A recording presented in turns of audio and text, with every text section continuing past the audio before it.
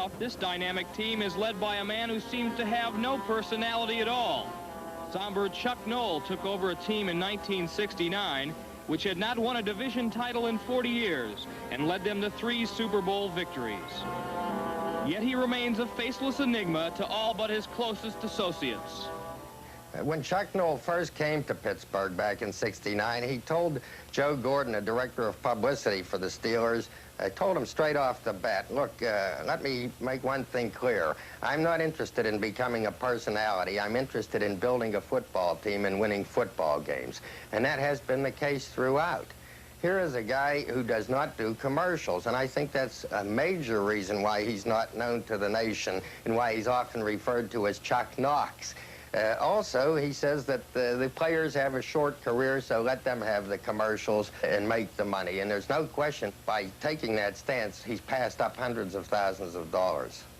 And he's quite an amazing person, I think. I know that he is, but I think that the ball players think that he's amazing because he can sit there and he can talk to you, about anything that's going on. He talk to you about flying, talk to you about scuba diving, talk to you about stereos, talk to you about philosophy, talk to you about probably anything that you can cover. He's a very astute man. He's a student of a lot of things, probably a student of life in general.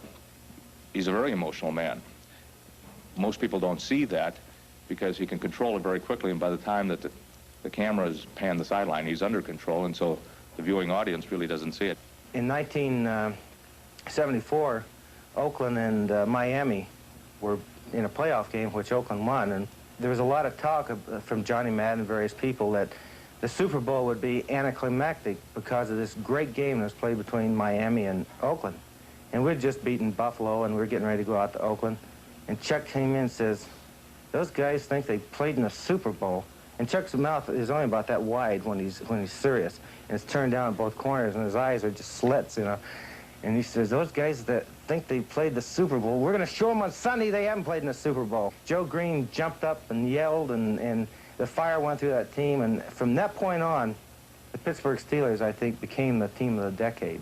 And I can almost point to that very instant, that was the time that the Pittsburgh Steelers developed the confidence themselves that has carried on through till 1980. Chuck Noll is thought to be very distant with his players. I'm not sure how true that is. For example, just 2 nights before Christmas this year, Terry Bradshaw and his wife, and Lynn Swan and his wife, and Moon Mullins and his fiancée went out Christmas caroling and showed up at Chuck Noll's front door. They sang him Christmas carols. He invited them in for a little Christmas cheer. Then he looked at his wristwatch and noted that it's 13 minutes after 11. You've broken curfew, but I'll forget it, provided you are not arrested on the way home. Michael, intimidation is generally a part of any big football game, but I don't think either team is going to scare the other off the field today. Well, Jack Ham was telling me that he knew the Steelers had it in the bag last year when he saw Ken Burrow run his first pass route like this. I don't think that'll happen today. I don't think so either. R-E-S-P-E-C-T, Aretha Franklin sang it, but it's in the air in Pittsburgh on both sides of the field. It's the Oilers and the Steelers for the AFC Championship. Mike and I will be with you at halftime, but for now we're moments away from kickoff. Let's go back to Three Rivers, rejoin Dick Yenberg and Merlin Olsen. Thank you, Brian and Mike, and a great job. 2 quick facts. 1, the current temperature, 22 degrees. Fact number 2, the guy who wagers a bob on a contest like this says it's a 10-point game. So it is a powerful Pittsburgh team that has to be beaten. Can Houston do it? Well, Houston has fought its way into this game with hard-fought victories on the road. They've done it with big plays and with emotion. As was shown by Rob Carpenter in his gallant effort against San Diego. Tried to save a timeout, crawling back into the trenches was Carpenter. It was that kind of emotional output by Houston. Turnovers might be the story in this game. The Houston Oilers lead the league in turnovers. They've taken the ball away 52 times.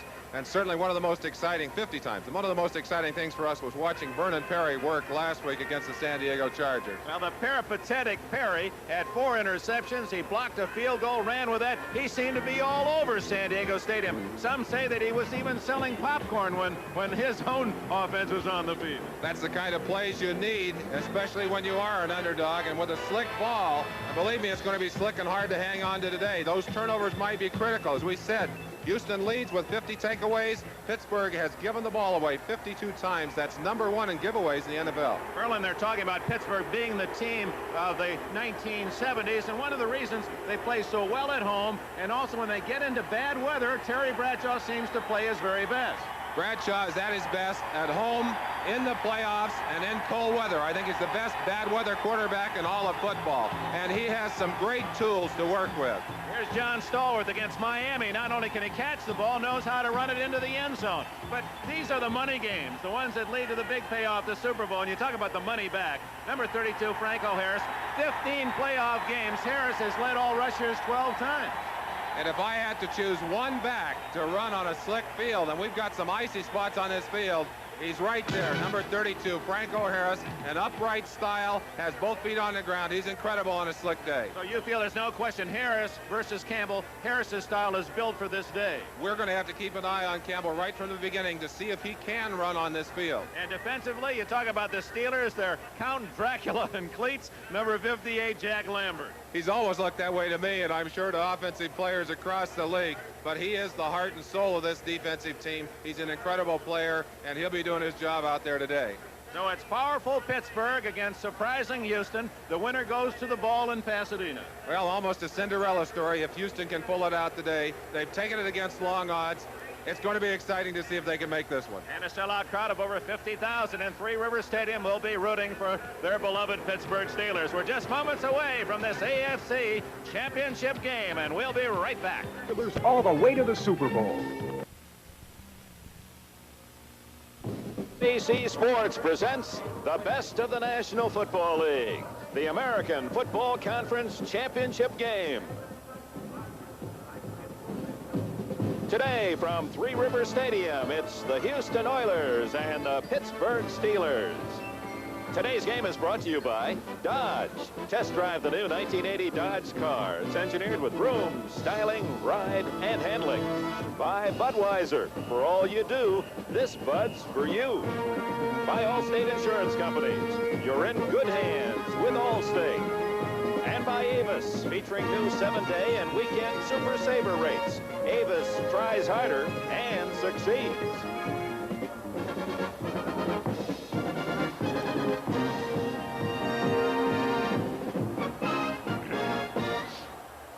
From across the Ohio River, it's Three Rivers Stadium, Pittsburgh, Pennsylvania, home of the defending champion, Pittsburgh Steelers. They were 9-0 here in 1979, the only NFL team not to lose at least once on its home field. And inside a full house of over 50,000 fans to see if the defending champion Steelers will go to Pasadena 2 weeks hence, or will it be the underdog amazing Houston Oilers, who have competed in the same AFC Central Division this year, that goes to Pasadena. Jim Tunney is the referee, and we're about to have the official toss of the coin to decide who will get the ball first. In his head, Pittsburgh has won the toss and will receive. Boy, Pittsburgh comes out a winner. They won the toss already. Well, the Houston Oilers also won something. They've got the better footing at the left side, left end of the field as we look at it, and they'll force Pittsburgh to go into that rough turf. Let's talk about the field condition again, Merlin. To our right, the end zone to our right was frozen. This morning they were chipping the outside of that end zone, where to the left with the sunshine. That's the part that will have the poorest footing today. That field basically, although it looks okay, is frozen. They've also used a chemical de-icer on that part of the field. And my experience with that, Dick, is that it puts a scum on the ball, a thin scum. And I think the ball is going to be very difficult to handle today. It is cold, about 22 degrees, and we're going to see a lot of fumbles, I think, and a lot of turnovers in this ball game today. We're pleased you've joined us for this AFC Championship game. Of course, the winner will take on the NFC champion, either Tampa Bay or the Los Angeles Rams, in their game to be played later. Larry Anderson, the deep man for the Steelers, at the 7-yard line. Tony Frisch will kick it off for the white-jerseyed Houston Oilers. Frisch on his way to the Pro Bowl, named the top kicker in the AFC. It's Pittsburgh weather. The indoor Oilers feel that they are geared for another upset win, and we're underway. Anderson at the 10. Look at him skate his way out to the 31-yard line. So Larry Anderson very careful as he made his moves, and even at that, you saw him skid and skate. Terry Bradshaw takes his team onto the field. Offensively, it's Bradshaw at quarterback. Big Sidney Thornton, fine blocker, teaming with Franco Harris as the running backs for the Steelers. Lynn Swan and the incredible John Stallworth, the great tandem outside for Bradshaw with Big Benny Cunningham, the tight end.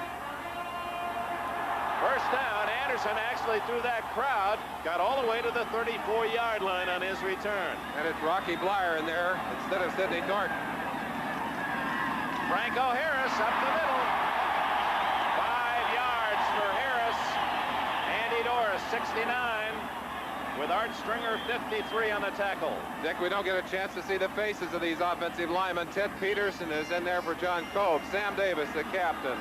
The center may be the best around. In fact, I think he is. Mike Webster. Right guard Steve Corson has won his way into that lineup, and maybe the best of the bunch this year. Larry Brown, amazingly strong. Second down and 5 for Bradshaw at his 39-yard line. Rocky Blyer, 2 yards for Blyer, the former Notre Dame star, will bring up third down and 3. Blyer now in his 11th year. Of course, that great Vietnam story. Defensively for the Oilers. Andy Doris has had a great year at left end. Curly Culp, a lot of pressure on him on the nose. And Elvin Bethea, he's almost as old as I am. One of the oldest bodies around. A horse and Ted Washington. Bingham, their leader. The other 2 linebackers, Stringer. Finally, Robert Brazil, great Pro Bowler and all-pro player. Third and 3. Bradshaw's first throw has a man open. Stallworth at the 41 of Houston after Bradshaw ducked the defensive pressure. Terry Bradshaw is one of the strongest quarterbacks in the NFL. He probably should have been sacked. We're first going to give you an idea why John Stallworth was open. Stallworth just on a little pattern there. You saw how carefully he made his turn. He shifted his feet around almost like a basketball player, shuffling. Greg Stemrick made the tackle, an 18-yard pass play. Pittsburgh in Houston territory on their first drive. Fake to Harris. Lots of time. He fires too tall for Stallworth, and it appears that Pittsburgh's going to work on that matchup, Stallworth against Greg Stemrick. The Houston Oilers deep defense features 4 men who intercepted 23 passes this year. And, of course, they were led by Mike Reinfeld, the NFL leader, with 12. J.C. Wilson, who played here at Pittsburgh. Greg Stemrick at the other corner. The man of the hour last week, Vernon Perry. And Reinfeld with his 12 thefts to lead the NFL. Second down and 10. At the Houston 41. 5 defensive backs in for the Oilers. Blyer in motion. Draw to Harris. Out of bounds near the 35. They had Franco trapped, but he still has that fine speed to the outside and made 6 yards. It's 3rd and 4. Franco Harris, surprisingly quick for a big man, has power, but also knows what he can and can't do on this slick field. And you saw him there not trying to make that violent cut, but easing his way and finally just went out of bounds. We've got to ask the question again as soon as we get a chance to see Houston on offense. Can Earl Campbell make those cuts? His cuts are so violent, he may not be able to do it. They are in the part of the field where you do have good footing. There was sun on that field earlier this morning. 3rd and 4. Good protection. Intercepted. Vernon Perry. 40. He might go all the way. Perry at the 35, the 30. Vernon Perry. Touchdown, Houston. 75 yards. The star of the win at San Diego, Vernon Perry, saying something for Pittsburgh. Houston Oilers, turnover city again. And they have got to believe that Bradshaw simply threw into the coverage. Watch it right here. There's no way that that pass goes to anyone but Vernon Perry. And Perry, of course, taking full advantage. How could you believe that the man who was so fantastic last week could come back and put them on the right page at the beginning of this game? They've got their 6th. They're going for 7th. What a tremendous break for the Houston Oilers. Now Tony Frisch to try the extra point on a frozen part of the field. Gifford Nielsen to hold.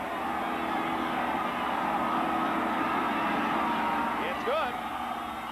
Vernon Perry, who did everything but score a touchdown last week, gets one in the first 2.5 minutes today. And with 12.5 minutes left in the first quarter, Houston jumps in front 7-0. From Jackson State has gone 75 yards for the first score of the game with a pass interception to Bradshaw.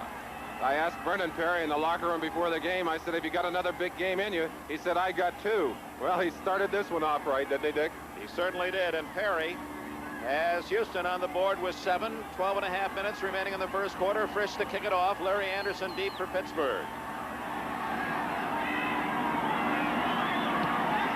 Hits this one deeper. Anderson had his 7. 20, and down at the 24-yard line. Boobie Clark, the former Bengal, makes the tackle for Houston. And now this crowd revs it up. When Pittsburgh lost this year, it was because they turned the ball over an incredible amount of times, so that was always on the road. I would say one thing, too. In the last 2 trips here, Houston has had turnover trouble. Pastorini has thrown 5 interceptions in each of those last 2 games played on this turf. Stallworth left, Swan to the right from the Pittsburgh 24.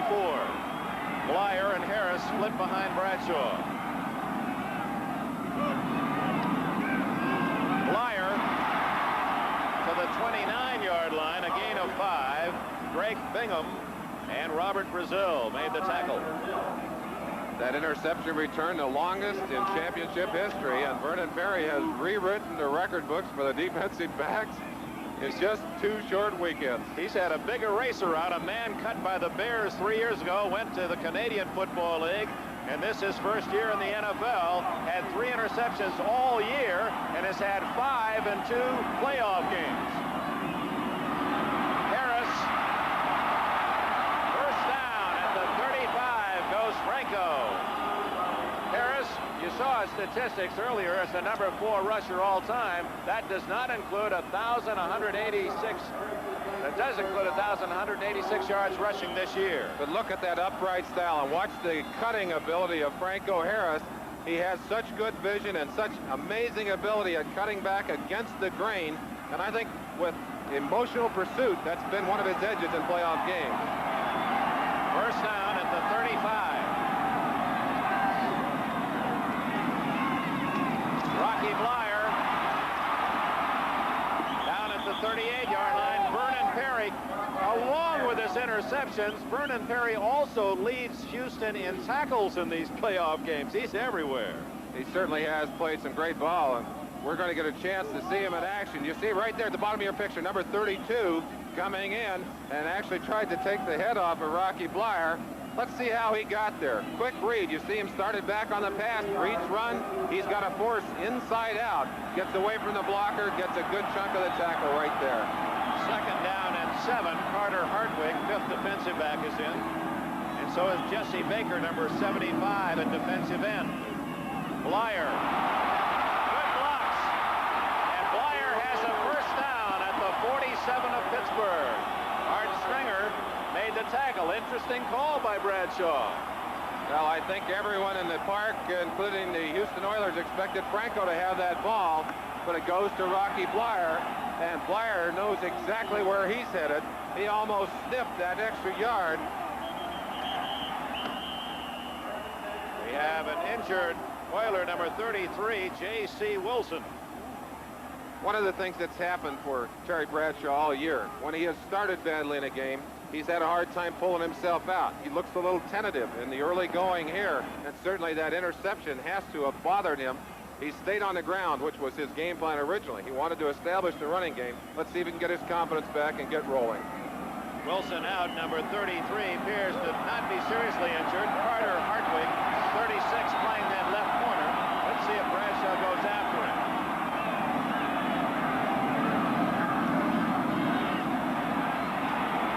Blyer, incomplete at the 43-yard line. And again, you can see the tentative actions of both passer and receiver. They want to make sure those feet are underneath them solidly and not making any quick darting moves that you would see, well, in the September or October games of this NFL year. What a contrast, Dick, to the way that Bradshaw and these Steelers came out against Miami last week. They came out and just tore Miami's defense to bits. But they are tentative. They are concerned. And a champion can't afford to get conservative in the big game. 7-0. Houston leads on a long interception touchdown by Vernon Perry, 75 yards. It's 2nd and 10. Bradshaw audibilizing. Harris on the quick toss. He's to the Houston 48-yard line. Hit there by Stringer, 53, and Hartwig, 36. It'll be 3rd down and 5. We got a 4-man rush. Then Mike Stensrud, pick number 67, one of their early picks this year, really come on for them as a pass rusher. They put him in a place of Curly Culp, so they won't go to a 4-man rush. Just change Stensrud. 9 minutes and 45 seconds remaining. First quarter. 3rd and 5.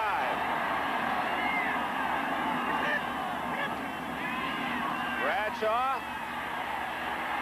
Pressure. He gets loose, and then a saving tackle by 65, Elvin Bethea. The veteran Bethea, just as Bradshaw was going to skip out of that pocket and had a lot of running room to his right, Bethea caught him by a heel. One of the things we may see today is Bradshaw running. He hasn't done much of it this year except to get time, but in this game, he'll do it. You see it right there. Had he gotten by Bethea, he might have had that first down. In fact, I think he would have, Dick. Craig Colquitt in to punt for Pittsburgh. Deep to return is Richard Ellender, who wasn't supposed to play today. He's another one of those injured Oilers. He has a cracked hip, and he's in the game. Short kick. Ellender lets it bounce. 14. And smothered at the 17-yard line. And now the Steeler fans will cheer for their defense. 40-yard kick, 3-yard return, timeout. 9:03 left in the first quarter. AFC Championship game has Houston in front by 7. Houston Oilers have their first play from scrimmage. Pittsburgh, 13 plays. The Oilers about to put it in play for the first time. 16-yard line. 7-0 Houston. Earl Campbell gets only a yard or two, and does he draw a crowd? Robin Cole, 56. John Banaszak, 76. Dan Pastorini, the quarterback for the Oilers. The great Earl Campbell, 2 years, 2 times the rushing champion NFL. Blocking back Tim Wilson, 45. Wide receiver Ken Burrow, their long ball threat. Richard Castor, the veteran, former Chet, on the other side. Mike Barber, the tight end. We'll also see Mike Renfro. Burrow wide left. Castor wing right. 2nd down, 9. Campbell again. Again, only a 1-yard gain. Gary Dunn, 67, and L.C. Greenwood, 68 with a tackle, and Jim Tunney warning the aggressive 53, Dennis Winston, be cool. Let's look at the men who have opened the holes for Campbell to gain those 2 championships, rushing championships. Leon Gray, I think the best blast blocker in the NFL. David Carter's moved into left guard. The center, Karl Mock, he's a tough one. Right guard, Ed Fisher, one of the unsung heroes in that lineup. And Conway Hayman has moved over to right tackle. Ronnie Coleman into the game as a wing left. 3rd and 8. Basically a 10-man line for Pittsburgh. Here they come. Greenwood right through his block, and the Steeler fans are on their feet.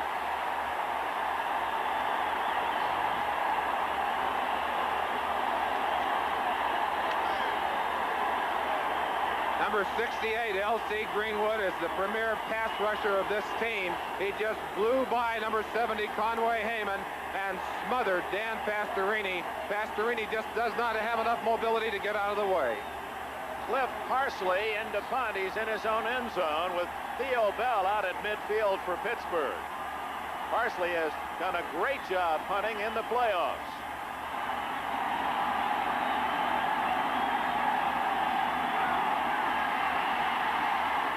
Short kick.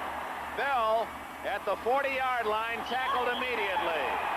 And almost a late hit by Courier. Carter Hartwig, 36, made the stop for Houston. A 30-yard kick, so Pittsburgh gets it back with great field position. And we have a timeout. 7 minutes left, first quarter. Houston 7, Pittsburgh nothing. Earl Campbell, 2 carries, 2 yards. What did you think?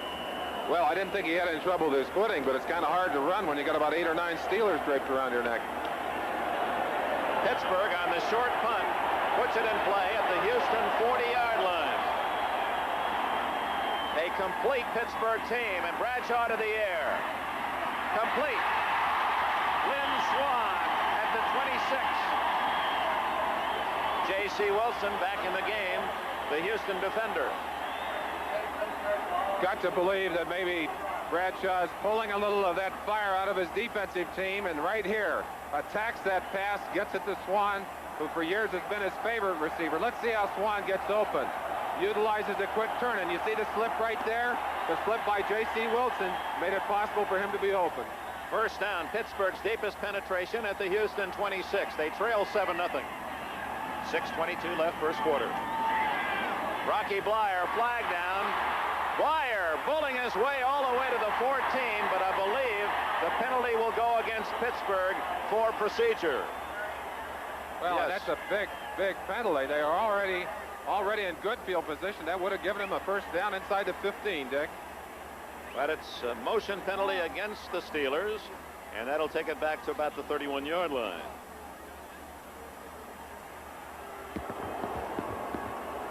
Early the motion, offense number 89, still first Benny down. Cunningham did not appear to get set for the full second.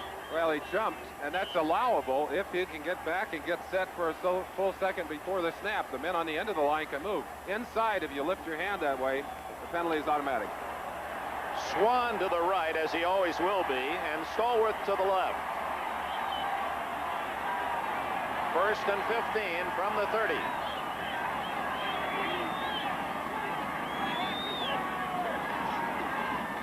Play action. Screen. Cunningham dropped the ball. Curly Culp, the veteran, was right there for Houston. On a screen play like that, the offensive line is supposed to let the defensive lineman through, but they accidentally screened Curly off too well. He saw the big tight end Cunningham slipping to the outside, and even if Cunningham had caught the ball, I think Curly would have had him. He's a smart nose man. A lot of pressure on him today. He's got to control the middle of that line. And he's working, as you pointed out, against the man regarded as the best blocking center in the NFL, and Mike Webster. Second down, 15. Bradshaw 2 for 7 thus far. And, of course, the one big interception.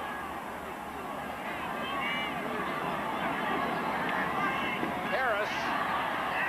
Andy Doris from one side, number 69, and J.C. Wilson from the corner to make the tackle, and also credit Greg Bingham, 54. He's usually where the ball is. The Oilers employing a 4-man rush there, Dick, as they put in an extra defensive lineman. I think Bradshaw was hoping he could catch him in an all-out rush and pop Franco through there. Often if you can do that, you can get some good yardage. But they read the play beautifully and made the stop.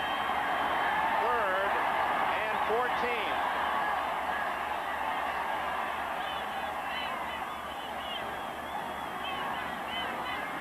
Bradshaw breaks free, running room, 25, 20, 15, 10. He's all the way to the 4-yard line.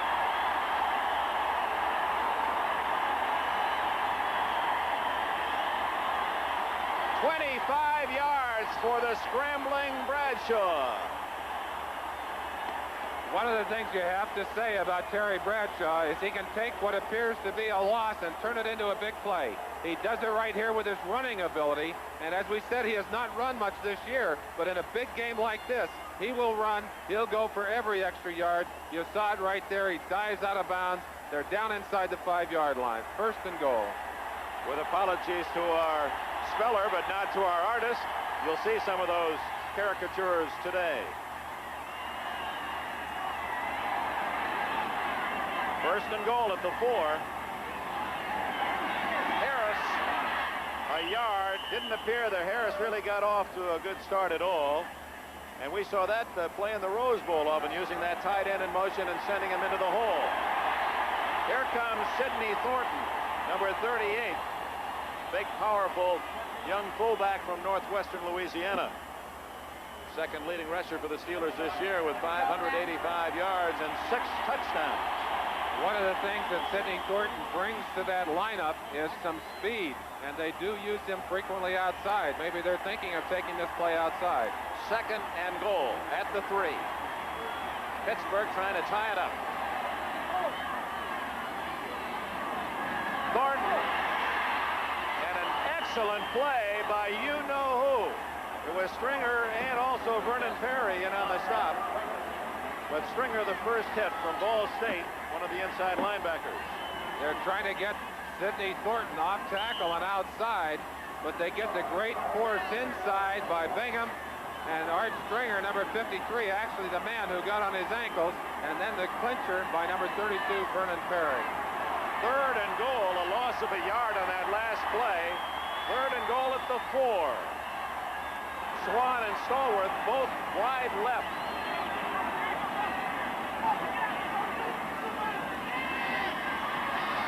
Bradshaw tipped incomplete. Carter Hartwig, it appeared. 36 was the man who deflected the ball. And the Steelers will have to go for the field goal. Dick, one of the other things that I have noticed in watching Terry Bradshaw on a bad field, he seems to have the ability to keep his feet and his balance. Watch here, a lot of people are sliding around, but Bradshaw just kind of shuffles over there, gets a little extra time, and waits as a quarterback must until the last second to throw that pass, but a great play defensively to knock it away. Barr to try a 21-yard field goal. Colquitt to hold. It's good. Now the Steelers have scored for the first time. And let's go back. Jesse Baker, 75, was the man who deflected the pass in the end zone, the defensive end. We'll take another look at that when we come back. 7-3, Houston. Sit back. Well, I think everyone is glad, especially Jesse Baker, that he was in that end zone. A most unusual position to be. Must have been knocked off that line down there trying to get into position to do something. Unusual to see a big defensive end in coverage. Matt Barr settles for the 21-yard field goal, and now we'll kick it off to Carter Hartwig and Richard Ellender. 7-3. Houston leads it. 4 minutes remaining in the first quarter in Pittsburgh. 22 degrees. Ellender.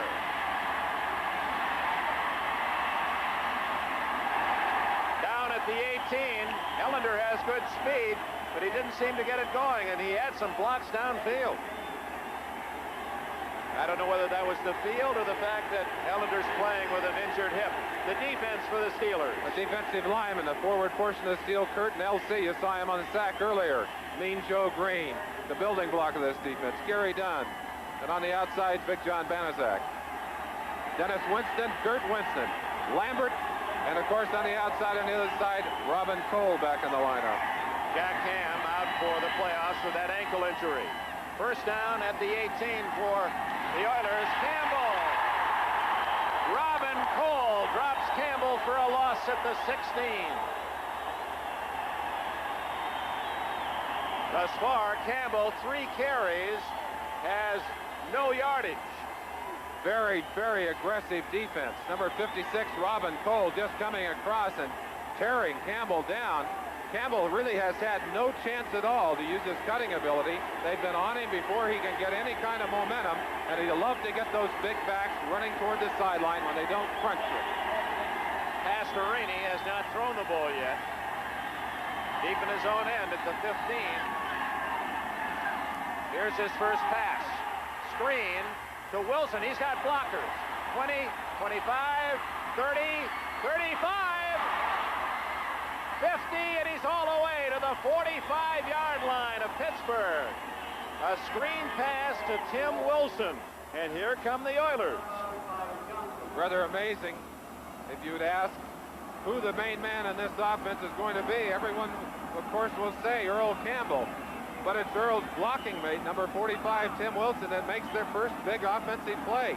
Gets some great blocking, pulls out of a couple of tackles, and he seems to have great balance in maintaining his foot control on this field too, Dick. But they're down into that slick end of the field. Let's see how they do down there. 41-yard play. Ron Johnson made the tackle. Here comes Campbell. And again, the Steelers king on the Oilers' top runner. Drop him for a loss. Back at the 46, a loss of 2. So Campbell now has carried 4 times, and he has a minus 4-yard total. Ron Johnson and company of the Steelers. Mel Blount, the All-Pro corner. Donnie Shull, another All-Pro season from him in safety, and J.T. Thomas filling in for Mike Wagner, and admirably so. Thomas back from that blood disorder that kept him out all of last year, and a valuable aid to that deep defense of Pittsburgh. They just sent Dwayne Woodruff onto the field and apparently got there too late. They sent him back off. Lambert said, too late, get on out of here. 2nd and 12.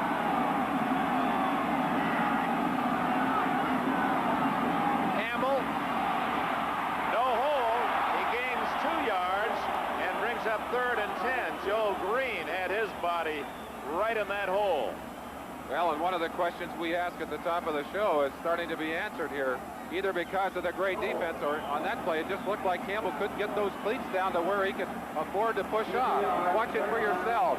Earl Campbell just not able to explode and not getting any room. Let's take a closer look at it, and maybe we can see what his problem is. Number 86, Barber. Oh, we're not looking at Campbell. We're looking at a gang tackle on a defensive player there by a couple of offensive players. Robin Cole did a great job of fighting off the 2 Oilers. 3rd down, 11 from the Pittsburgh 45. Good protection. Going for Ronnie Coleman. Complete. 17, 18-yard line. Ronnie Coleman. And what a throw by Pastorini. Lambert and Woodruff made the tackle. It's a 32-yard Houston gain. Well, I can tell you, you're not supposed to throw that pass when you got 2 guys all over your receiver. But Pastorini throws it in there anyway, and Ronnie Coleman catches it. That's an unbelievable play. It's marked at the 13-yard line. 32-yard gain. Right down the bottom of the well. Can't throw it any better than that. Well, there's nothing wrong with Pastorini's arm. That's Ronnie Coleman, and there's nothing wrong with his catching ability either. He had that key reception in the late going at San Diego last week. 7-3, Houston leads. Campbell, that's his best run of the day, nets him about 4 to the 9. Lambert, the All-Pro middle backer from Kent State. Quarterback in high school. He grew up just 2 miles from the Cleveland Browns training camp in Hiram, Ohio. Was always a Browns fan and a Jim Brown fan. Well, it should be said in Earl Campbell's benefit that entire Steeler defense is keying on Earl Campbell. And their watchword today is stop number 34. Stop Campbell. 2nd and 6 at the 9. Campbell again. Steve Furness, number 64 from Rhode Island, right there to make the hit. Campbell loses to the 11-yard line. It'll be 3rd down and 8. Let's look at the surge of the lines, and obviously the Steelers getting the penetration down there deep. Joe Green, number 75. What a big play by that man. He's played well against the run this entire year. And that'll be the last play of the first quarter of this AFC Championship game. 1 quarter in the book. The score here at Three Rivers Stadium in Pittsburgh. The Oilers 7, the Steelers 3. We'll be right back after these messages from your local station. World premiere, High Ice, where a dare becomes a death climb. There's no way down. Man and machine challenge the killer mountain. Are we gonna die up here? The one man who can save them is trapped. It's still bleeding, but not as much. David Jansen, Tony Mossati, and Gretchen Corbett in the most dangerous rescue movie ever. High Ice, after Little House, Monday. Now is the right time to get more than just interest on your money when you save at your neighborhood Mellon Bank. Because right now you can get any one of these great Timex clocks at a great low price when you deposit $100 or more in a new or established Mellon Bank savings plan. Or deposit $500 and get this electric alarm free. That's why now is the right time, and Mellon Bank is the right place. Mellon Bank, a neighbor you can count on. This is a drilling rig capable of drilling over 20,000 feet to find oil and gas. U.S. Steel's Oil Well Division provides the equipment to make a rig like this work. We also manufacture a broad range of machinery and provide services for the production of petroleum and natural gas. Oil Well has been serving the petroleum industry for over 100 years, an industry critical to the economic health of the whole Western world. Experience. At United States Steel, it's one of our strengths. Hey, that's the spirit, Steelers. Dick Enberg with Merlin Olsen, 22-degree Pittsburgh, Pennsylvania. 3rd down and 8 at the Steeler 11-yard line as the Oilers with the ball are now in the better part of the field. It is not frozen to the left, or at least it was not at midday in Pittsburgh. And that yardage is kind of sneaky because those 63 yards have come on a couple of big plays. A fast reception and a screen. The Steelers have driven for theirs, but if you score, it doesn't make any difference. And, of course, the touchdown on the 75-yard interception by Vernon Perry. Rob Carpenter in motion. Great protection. Carpenter down at the 9, and Houston will have to go for the field goal. Lauren Taves, 51, Robin Cole, 56, in on the tackle for the Steelers. And here comes Tony Frisch for the Oilers. Frisch, who missed only 4 of 25 all year. Pastorini ran all of his backs out of there into the pattern, and Carpenter out there trying to get a little extra room, hoping, I think, maybe to get the first down, if not the touchdown, but they will go for it right here for the 3 points. 27-yard attempt by Frisch, who is 3 for 3 in the playoffs.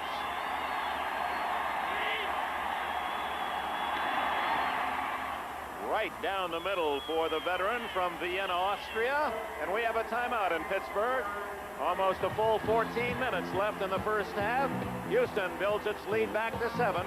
It's 10-3.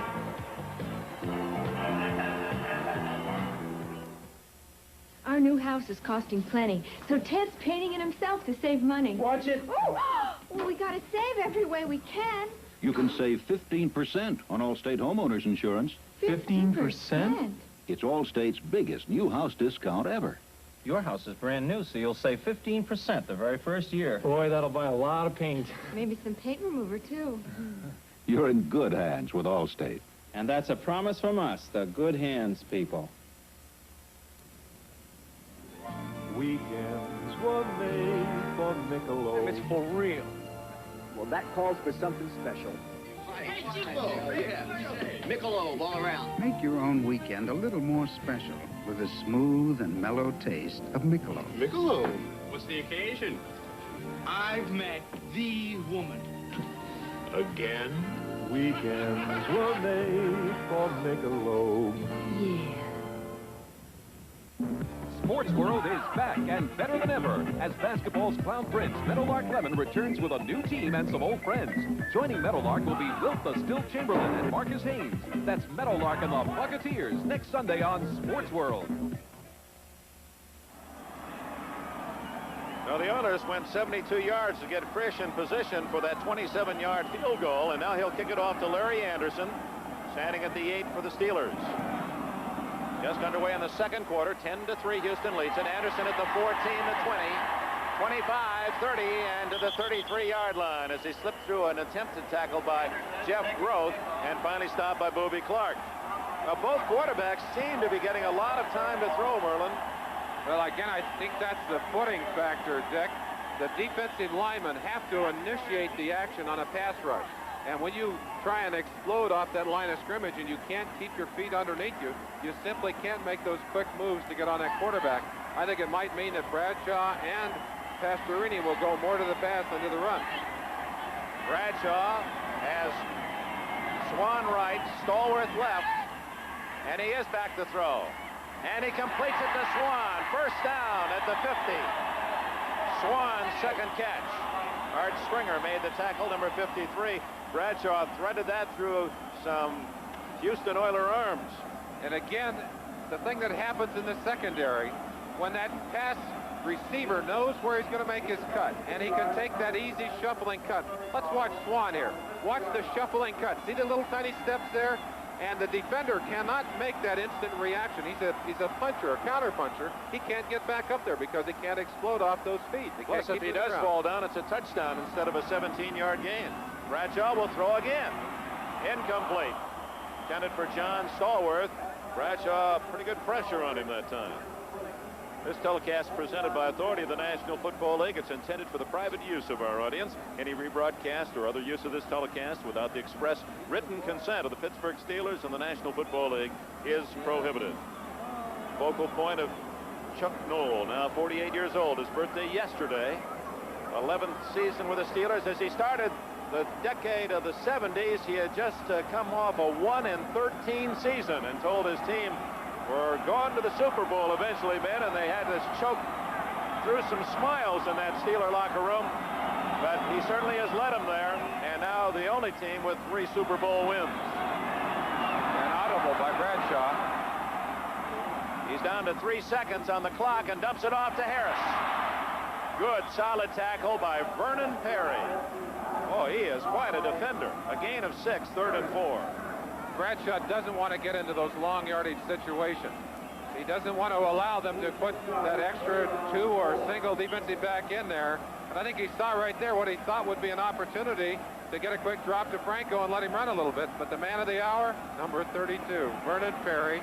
Great ball reaction here, protecting his zone, and an excellent open field tackle on Franco Harris. On 3rd and 4, Cunningham, the tight end, is split away out of your picture to the right. And it's to Blyer, first down. Out of bounds at the 36, Greg Bingham. And J.C. Wilson on the tackle. No question that Houston's defense is trying to take away the outside receivers, but they're giving them some room short. Right here, they're also giving them some room underneath. And, of course, Blyer taking advantage of that as he works against the very dependable Greg Bingham. He's led that team in tackles for 7 years now. That kind of consistency is hard to beat. The Steelers are now on the rough part of the field. The footing will not be as sure from here to the goal line. Harris. Greg Bingham made the tackle at the 33-yard line just when Harris is about to put it in that second gear. We just got through talking about number 54, Greg Bingham. He is a tremendous player. Watch the action on the inside. Curly Culp working on Webster, trying to keep his position. Webster does a good job on Culp, but number 54 fills in, slides up admirably, makes the stop. It'll be second, about 7 yards to go. And Bradshaw would like another yard or 2 on that play. He'd like about second 5, second 6. Both wide receivers to the left. Swan in the slot. Blyer to the 30, and that'll bring up 3rd down and a short 4. 3rd and a short 4. Curly Culp and Greg Bingham on the tackle. One of the things that Curly Culp brings to that position is great strength, but he has to give up strength to this Pittsburgh team. I tell you, their offensive line, one of the strongest in football, especially in Webster. And of course, both those guys pump over 500 pounds. And Culp, who's a strong man in his own right, really is not at that great an advantage when he goes against these guys. 3rd and 4. Pittsburgh trailing 10-3 early in the second quarter. Bradshaw, Swan is open. Breaks a tackle and finally down at the 19-yard line. First down, Pittsburgh. Fans are booing at Euler that came flying in after the tackle but did not hit Swan. Well, we said that Terry Bradshaw was going to have to go more to the pass, and as if on cue, he has done exactly that with this drive. And Swan, of course, doing his thing as he always does. He's nursing a hamstring and still able to make the nice cut, able to control his balance and fight for that extra yard. And Swan, well, he does handle that ball like a magician. Bradshaw looking for Swan. Too long. J.C. Wilson, who's back home here in Pittsburgh. Close friend of Tony Dorsett, number 33 on the coverage. Well, no question that Swan had beaten his man, J.C. Wilson, deep on that particular play. Let's see what kind of move he put on him. Just a little half stop there, forces the reaction up, and then gets deep. And had the ball been on target, it would have been a touchdown. 2nd and 10 as Jim Smith comes in for Pittsburgh, and Swan goes out. And again, the receivers on a day like today, and especially at that end of the field, by knowing where they're going, and these Pittsburgh receivers especially. They know this field. They know where they can turn, where they can stop, and where they can't. Ninth play of this drive. Pittsburgh trying to tie it up. Smith to the right. Stallworth left. On 2nd and 10, it's Blyer. Dumped rudely at the 16-yard line as Andy Doris, finishing his best season in the NFL, 7 years out of New Mexico State, led the charge. Chuck Noll with 100 regular season wins now and 112 overall since taking the job here in Pittsburgh. He's built quite a football power, but his team trails 10-3, 9:55 remaining, first half, a big 3rd and 7.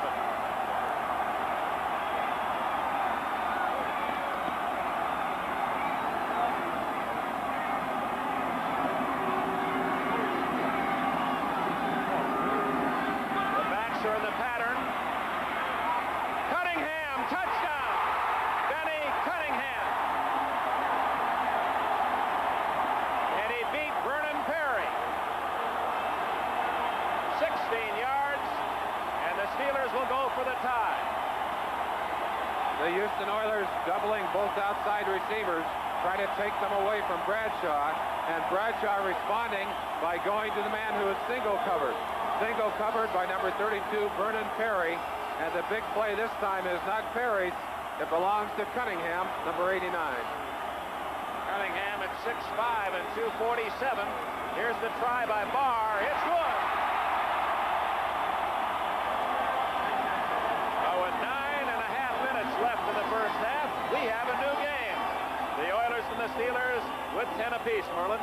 Perhaps ironic that that's the same kind of coverage and the same kind of pattern that Vernon Perry intercepted for the touchdown early in this ball game. This time, the touchdown belongs to the Steelers. You see right there that Cunningham had beaten Perry. It's amazing how quick you can go from hero to GOAT in this game.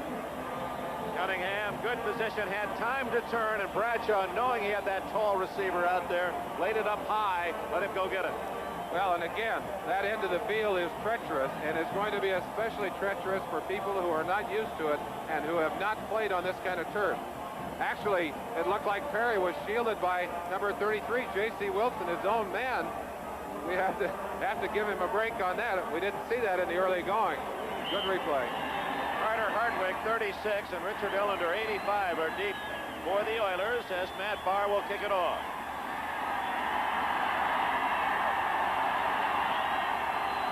.33 left in this first half.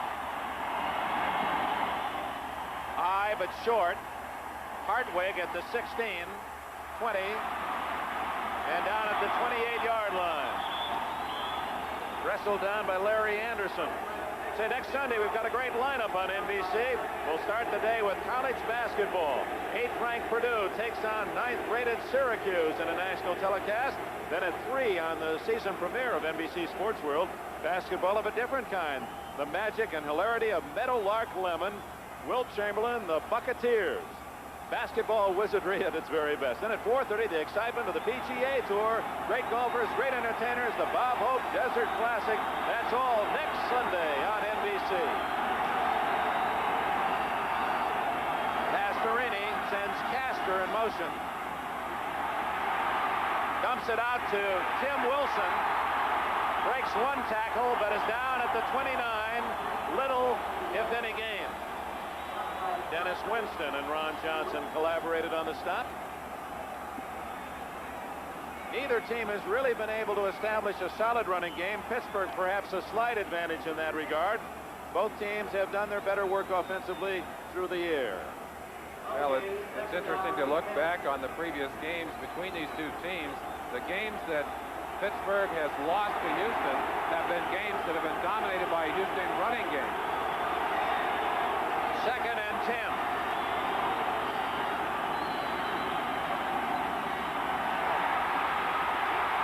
Pastorini, what a catch by Renfro at the 40-yard line and a first down. Renfro left his feet too soon and still snared it. Pastorini did an excellent job of avoiding the rush. That's the most mobility we've seen out of him. You get a look at Joe Green, 75, and Banaszak, 76. Banaszak diving. Pastorini really wiped out as he got that one off. But that's another big play, and we've seen them all, 3 of them on the passing game so far for Houston, and that's where they've gotten all their yardage so far. And Renfro, even though he left his feet too soon, able to get his hands on the ball and a first down at the 41-yard line. 7:50 left first half. 10-10 tie. Campbell. A small opening, but it closed in a hurry as Robin Cole, 56, made the hit after a gain of a yard. Let's see what Campbell has done thus far. That is his 8th carry. His total yardage, 0. Well, there's no question that Campbell is not fully recovered from those injuries, and it's bothering his performance. But I would have to say, too, again, you can't run when you got a bunch of Steelers draped around your neck, and he's had them around his neck all day long. Pastorini facing a pass situation, 2nd down and 9.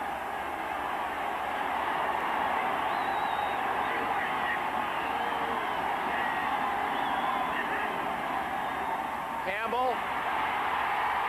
Dennis Winston drops Campbell for another loss. And that running back this year was Earl Campbell. Most of the defensive teams in the NFL, if they lose their #1 linebacker on the outside, as this team did in Jack Ham, are in trouble. But these guys just slapped Dirt Winston in there for Jack Ham, and he comes up with that kind of great play. The play before was Robin Cole, number 56, doing the same thing on Campbell. Ken Burrow apparently is re-injured himself. He has not played. Guido Merkins is in as the 3rd wide receiver on 3rd and 12. Coleman in motion.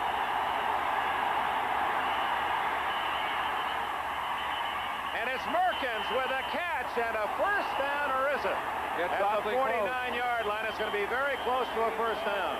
I believe he's got it. Guido Merkins, who is the 3rd-string quarterback. But a flag is down.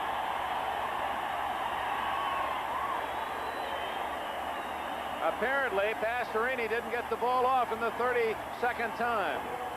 Dick, that's one of the things that can happen in someone else's stadium, when all of the crowd noise kind of seems to dominate you, and you often make mistakes like that. And also because you have to audibilize and yell more deliberately, which takes more time. Well, that's the kind of mistakes that Pittsburgh made when they played in the Astrodome, and it was one of the reasons that they lost the game down there, along with some great play by the Houston Oilers. 33-yard line, 3rd and about 17.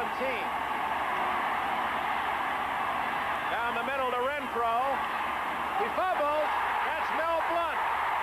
Pittsburgh ball at the Houston 49.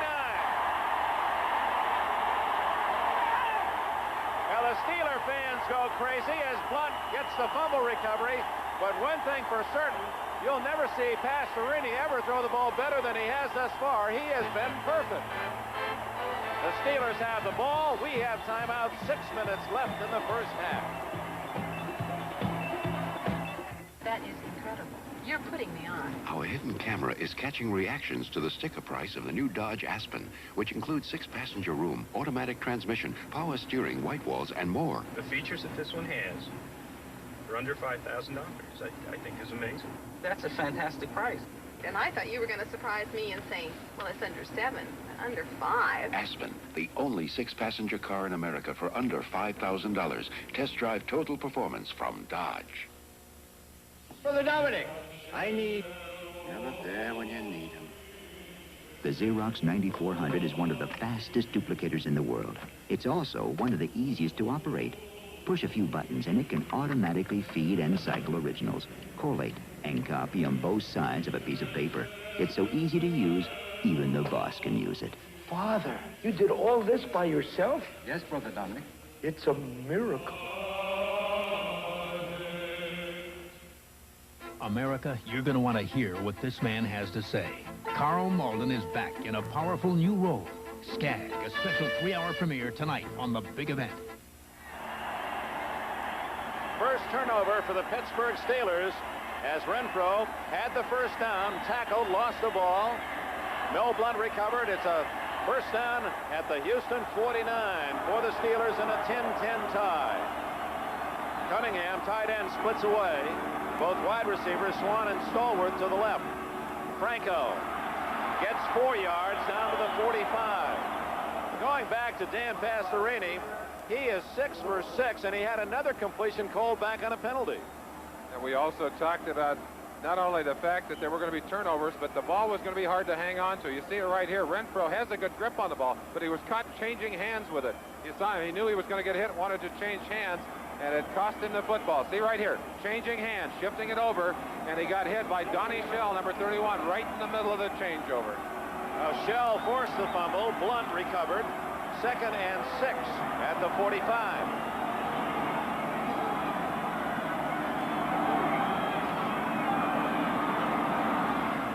Blyer, big hole. Blyer gets 8 yards, a first down at the 37. Art Stringer and Vernon Perry led the defensive charge. The Steelers in a 10-10 tie drive into Houston territory. Last week against the Miami Dolphins, these Steelers just used their strength and power to blow the Dolphins off the ball. They do it right on this play as they open a huge hole in the middle of the line, and Blyer gets through there for big yardage. First down at the Houston 37. 4.5 minutes remaining in the first half. A 10-10 tie. Quick toss to Harris. And a flag is down. Harris skipped out at the 30-yard line as he ran behind the block of 66 Ted Peterson. I think we're going to have a holding call over there. It's in an area where it's either a holding or there it is. Yeah, Jim Tunney making the call, and Bradshaw's not going to be happy with that. That's going to move him back a good 10 yards.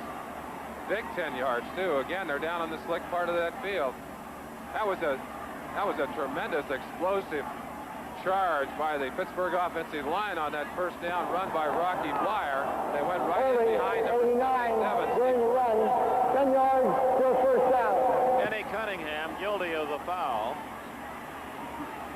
First down 20 at the 47. As Houston comes in with a 4-man front, 2 linebackers and 5 defensive backs. Steve Corson, an injured ankle, has been replaced by Jerry Mullins.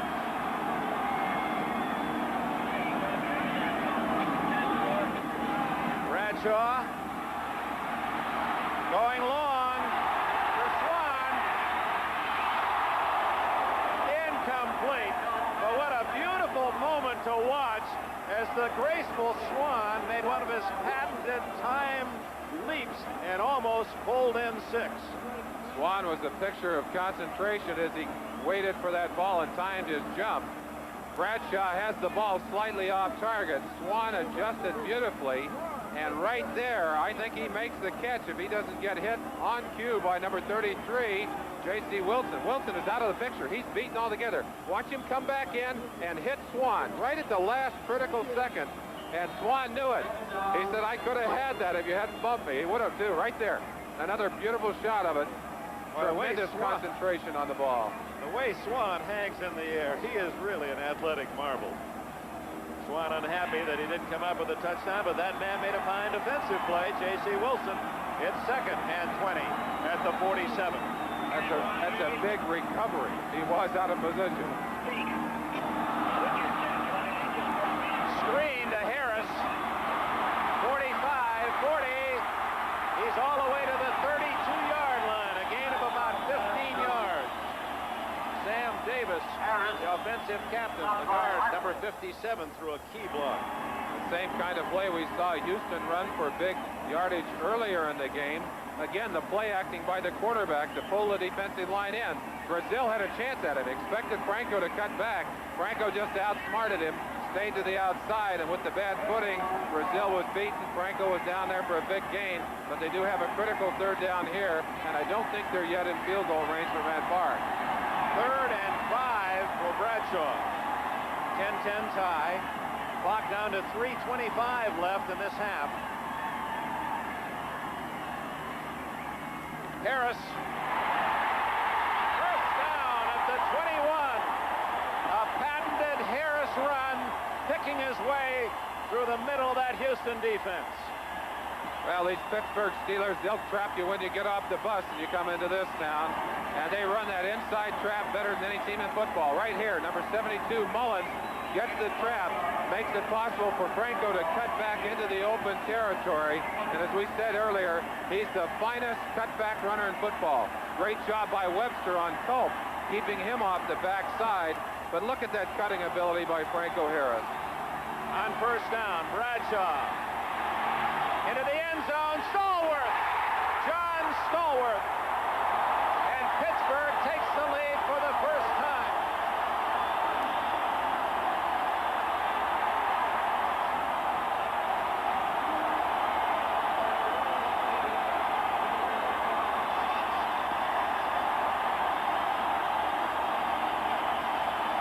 So the fifth time that Stallworth in a playoff game in a row has caught a touchdown pass. It's 16-10 as they line up for the extra point. Far out of Colquitt's hold. It looked like Swan was up there thinking that ball was thrown to him, went over his head and into the waiting hands of Stallworth. Kick is good. With 2 minutes and 34 seconds left in the second quarter, the champion Pittsburgh Steelers have taken the lead 17-10.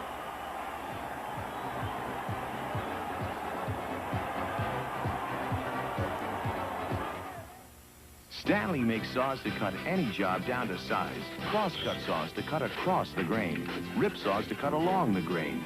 Compass saws for odd shapes. Coping saws for curves. For precision cuts, back saws. For metal, hack saws. Stanley saws are made with tough, tempered steel and selected hardwoods. Then packed in a protective sleeve packed with information. Stanley, we want to help you do things right. Buy any of these specially tagged saws and get up to a $1.50 rebate from Stanley.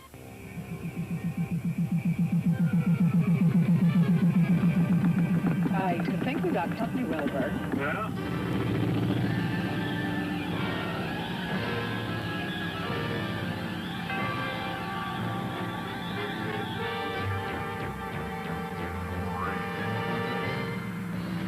All that way for a Stroh's. Don't surprise me none.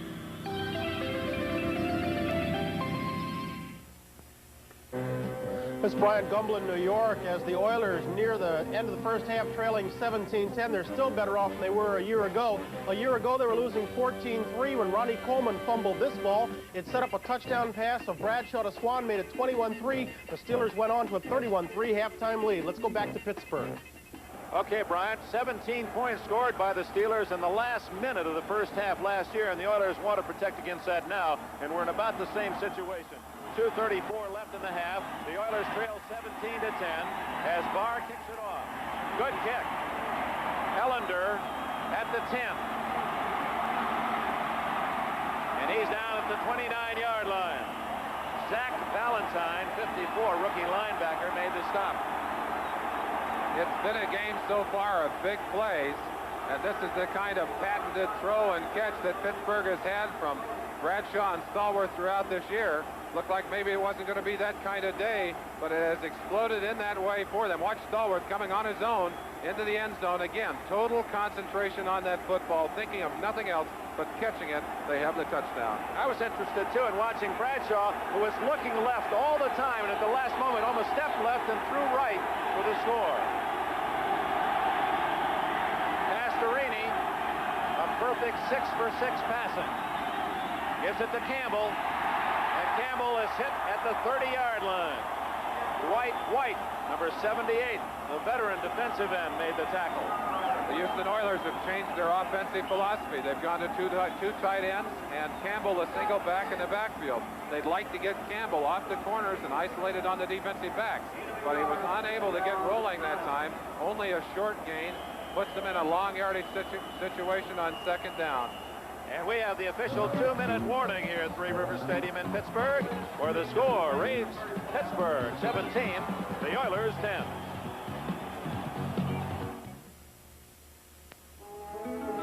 There are 2,000 twisting, turning miles on this river, and you know the But the one you know best ends with Miller time. When it's time to relax. Time for the best tasting beer you can find. Clear. America's quality beer, Miller High Life. How you doing there? Did you get one? That's only a sim. Miller beer. But you got to get them behind the wheel, and you got to show them what kind of product you've got, and we've got a good one. 50 owners of T-Bird, Grand Prix, Monte Carlo came to test drive America's newest personal car, Murata by Dodge. Engineered to be gas efficient, but not at the expense of styling or luxury, and not at the expense of performance. Better than 2 out of 3 who drove Murata preferred it to their own personal car. This Murata is a car that I'm going to drive. That's going to be my car. Test drive total performance from Dodge. NBC Sports tees off the 1980 golf season with dramatic fourth and final round coverage as top pros, including defending champ John Mahaffey, try to take home the title of the prestigious Bob Hope Desert Classic next weekend on NBC.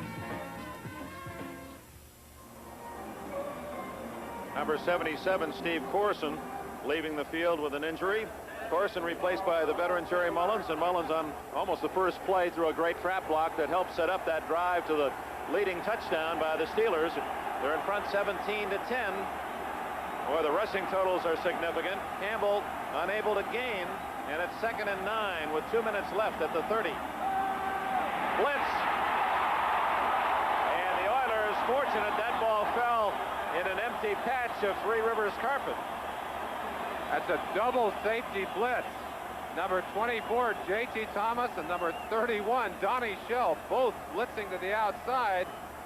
Pastorini just doesn't have enough people to pick it up, and you saw it right there. That was 24, I think, J.T. And had he been able to get that up, it's number 31, Donnie Shell, coming from the outside.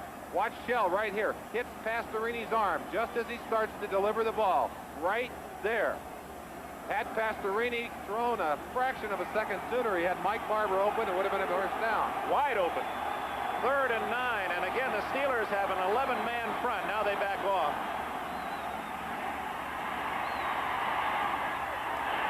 Intercepted. 49, Dwayne Woodruff, the rookie from Louisville, has the ball, and with 1:48 left, the Steelers have a chance to pad the lead. That looked like an interception as soon as it left his hand. The ball never should have been thrown. I'm sure that Pastorini knows that, and that's the first bad pass he's thrown in this half. Timeout. Pittsburgh with plenty of time to add to a 17-10 lead. How many times have you wanted to pack it all in and take off? Well, with Hertz Economy Fares, the time to go is now. Our subcompacts are only $14.95 a day, weekends, and just $98 a week. All with free mileage. Larger cars are only $1 more a day. And if you rent for 3 weekdays or more, Hertz has special economy fares for that too. Hertz Economy Fares. Now you can't afford not to rent from number 1.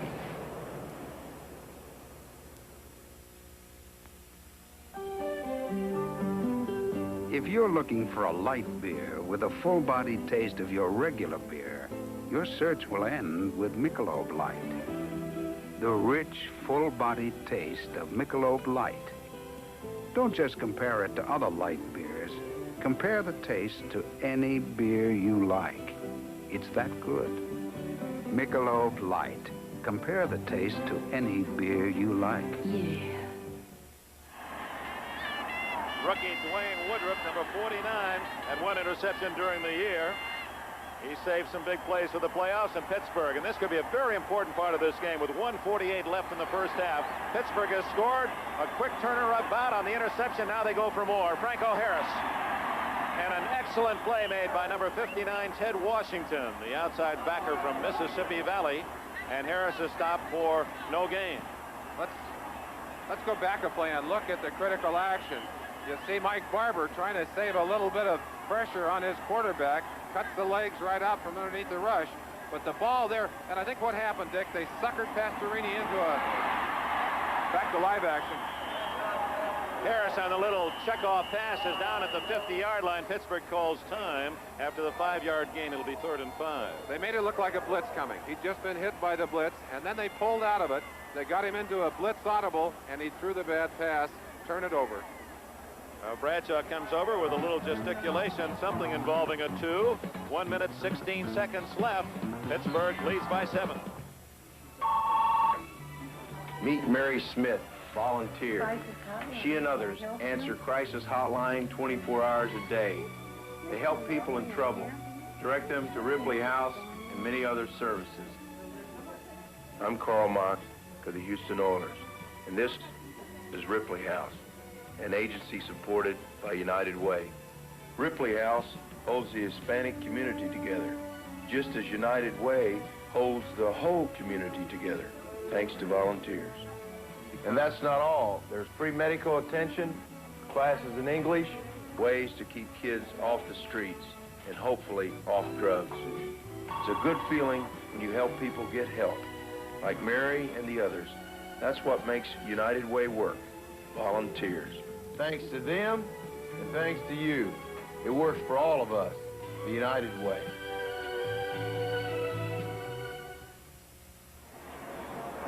Super Bowl champion Pittsburgh Steelers lead 17-10 over Houston. Preceding announcements furnished by the National Football League. 3rd down and 5 at the 50-yard line.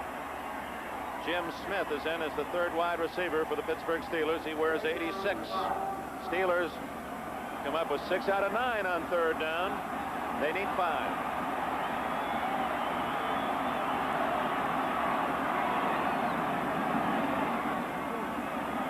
Bradshaw over the middle to Harris. He has the 1st down inside the 45. The clock is running. 108, 107. Pittsburgh has 2 timeouts left. Bradshaw will call his play right now. Has 2 wide receivers right, Cunningham split left.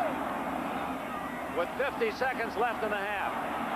Bradshaw is dumped at the 47-yard line. The 2nd sack for the Oilers, who on the year, one of the top pass rushing teams in the NFL. In fact, 3rd best with 51 sacks. That was big 67 Mike Stensrud who got in there. A couple of things we ought to note before the end of this 1st half. Kenny Burrow has not played for Houston. That means they don't have the deep threat. And they've been able to get pressure on Pastorini. It seems that Bradshaw has had more and more time as this half wears on, except for that last play when they finally got to him. I think Jim Tunney is going to call time to add or to take time off the clock. Lynn Swan was late coming back to give Bradshaw more time. The clock had been stopped on a sack at 47 seconds and stayed there with no timeout being called. We'll see whether Tunney is going to tick off a few seconds, because in essence Pittsburgh did gain an advantage there. Tunney was saying start the clock, but the clock was not starting, at least the one up on the scoreboard. Now they run the clock at 41, 39. That's what they've done. It's down to 34. On 2nd and long, Harris again gets to the 43 of Houston. Greg Bingham running into one of the officials and goes over to see if he's all right. He is. 4th down, and we'll make that 3rd down in about 8. Matt Barr, the rookie from Penn State, anticipating a possible long field goal try. 26 seconds remaining as Pittsburgh exercises another timeout. Pittsburgh has demonstrated the ability to move the ball down the field, but still, the story of this 1st half is a story of big plays, Dick. The big interception to start it off for Houston, and their whole productivity based on throwing the football on offense, not on running it. They have really been shut down. And Bum Phillips, the headmaster of the Oilers, has to be concerned. Earl Campbell has been held to literally nothing in this 1st half by that steel curtain. Say tonight, folks, on the big event, dramatic 3-hour world premiere, Carl Malden as Skag. He's a Pittsburgh steel worker, man who fights for what he believes in and believes in his family. A story of survival and a lot more. It's been critically acclaimed. Those who have seen the early editions, the preview editions, why don't you join us tonight? Carl Malden is Skag tonight on NBC. Well, I have to enjoy Carl Malden as an actor. I get my work in as a thespian. I enjoy watching him work. He's really a pro. 44-yard line. Pittsburgh has the ball in Houston territory. 3rd and 9. And look at that statistic.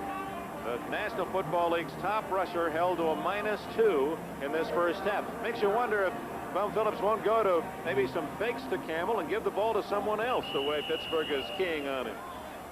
Well, they're going to have to do something because what's happened right now is Pittsburgh's balance and Pittsburgh's strength is beginning to pay off big for them. The clock is being wound down to 21 seconds, and that is the official time. 21 seconds. Jim Tunney indicating the clock.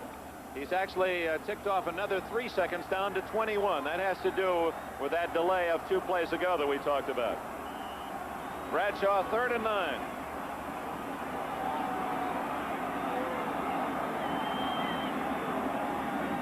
He needs another first down to get that field goal. Harris to the 40 and out of bounds. He may have the first down at the 34. Harris has done it again with 13 seconds, and he also stopped the clock.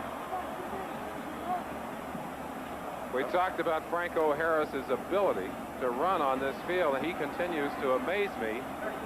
How is it that he can run at full speed and keep his balance and make the cuts? And Earl Campbell, who is one of the most unbelievable runners I have ever watched carry a football, cannot keep his feet underneath him today. I think it's just a difference of style. The fact that Franco runs straight up, has his feet on the ground, and has control of everything he does. Where Campbell runs with that forward body lean. Well, he's laid almost out on his stomach when he's running at his best. 13 seconds left. Bradshaw to Blyer. First down at the 23-yard line. 7 seconds left. And here comes the field goal unit for Pittsburgh. Terry Bradshaw delivering that ball right on target, but he also has to pay a price for that. Watch what happens to Bradshaw after the fact. We'll get a chance to see it here. It'll be a 40-yard attempt as you see Bradshaw. The courage that quarterback must have. Doris dumping him. 7 seconds remaining in the half, and a time has been called by Pittsburgh. That's their final timeout, an unusual one called. Apparently, the right personnel not on the field for that field goal kicking team. There was a little hesitation by Bradshaw, Merlin. You felt that Terry, with 7 seconds left, wanted one more play before the field goal team came on. Well, he certainly has time maybe to get one quick one, but obviously they're playing it safe right here. Now, as it was last year, the final minutes of the first half so critical to the game. Pittsburgh scored 17 points. Brian talked to you about that in the last minute last year, and now they're trying to get 10 points in the last 3 minutes this season. I think what might have happened on that last play is the kicker's job, one of his jobs, is to count the number of players on the field. It looked like Pittsburgh may have had 12 men on the field, and of course 12 men is a familiar theme for these Houston Oilers. They'd have loved to have seen that. It's helped them to win 2 of their games during this season, including last week against San Diego when they kicked the field goal. Chargers had 12 men on the field, penalty to the half-yard line. They ran for the touchdown, and that proved to be the difference in the game. This will be a fairly long attempt on that slick surface, 40 yards. Barr's longest this season, 46 yards.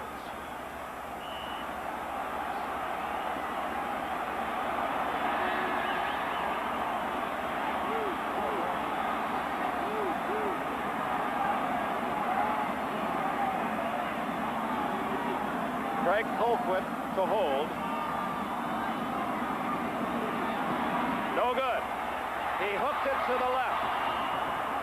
That is a very big miss for the Houston Oilers. They can now go into the dressing room down by only a touchdown.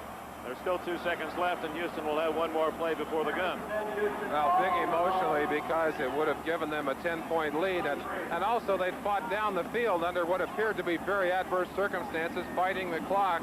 Bradshaw doing an excellent job of using his time and using his receivers well, getting them out of bounds, getting the clock stopped. But they didn't get the payoff. They didn't get the points at the end of the drive. Well, the Oilers will have that final play. See what Bum Phillips has ordered. Both Renfro and Castor are left. Barber, the tight end, anchors the line to the right. And Campbell gets one final call. And down he goes after a short gain. Lauren Taves, 51, made the tackle, and that's the end of the first half in Pittsburgh. The Oilers Steelers struck quickly and early on Vernon Perry's 75-yard touchdown with an interception, but Pittsburgh came back in the second quarter and lead at the half by 7. Ram power. Dodge gives you Ram power. Of all small pickups, one stands out. The new Dodge D50. It's Ram tough. Biggest payload, biggest load area, more than all the rest.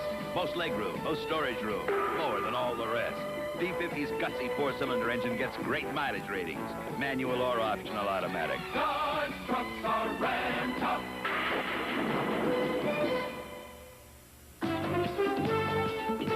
This Bud's for everybody who puts in a hard day's work.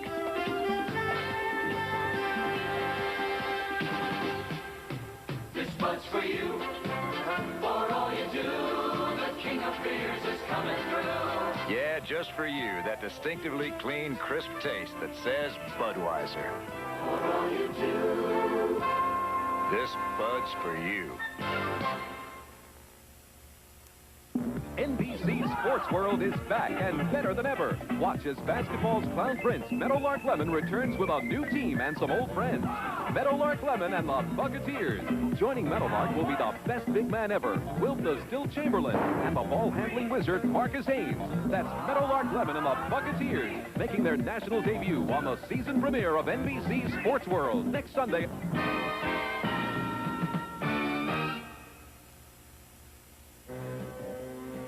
With the score tied 10-10 following a turnover, Terry Bradshaw goes to the air, finds the Steelers' most valuable player this past season, John Stallworth, touchdown. The Steelers take a 17-10 halftime lead, today's AFC Championship game. Hello again, everyone. I'm Brian Gumbo. Welcome back to NFL 79. Halftime today's game, it's 17-10. Steelers enjoying a better than 2-1 advantage in total yardage so far. We'll have halftime highlights and a flashback to the old days of the AFL. All that and more for these messages from your local station. Carl Malden is Skag in a 3-hour world premiere. His family always turned to him.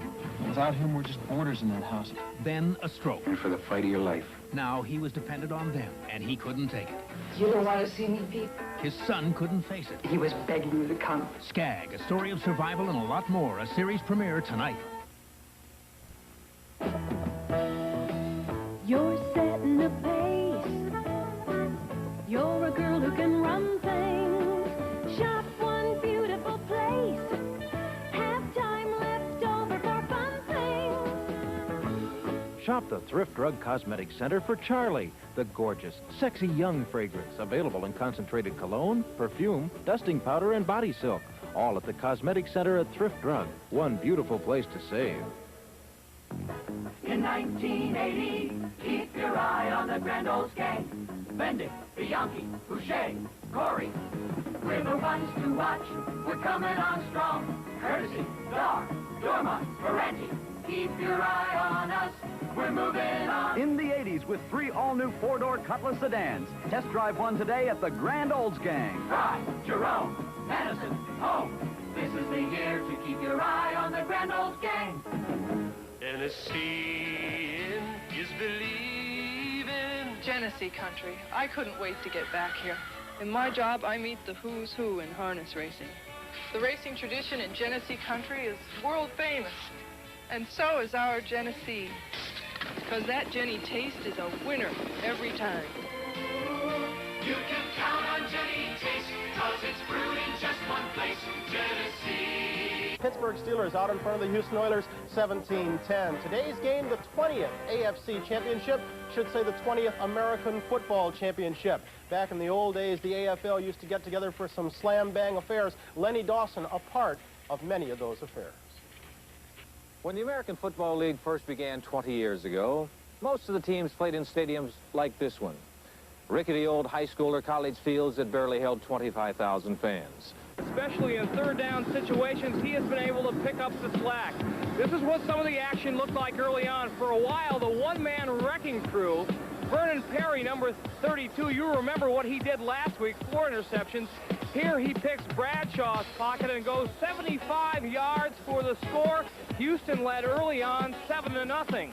On Pittsburgh's second possession, Bradshaw, watch what happens here. You know, his ability to run is like an extra man on the field. Houston's got everybody covered except Bradshaw. He goes 25 yards down to the 4-yard line. They had to settle for a field goal, however. 7-3. Pastorini here with a screen pass to Maryland's Tim Wilson, who has been in the shadow of Earl Campbell much of the season. He gets loose for 41 yards. And then in a 3rd down and 10 situation, Pastorini, with a lot of time to pass, he really threads the needle here.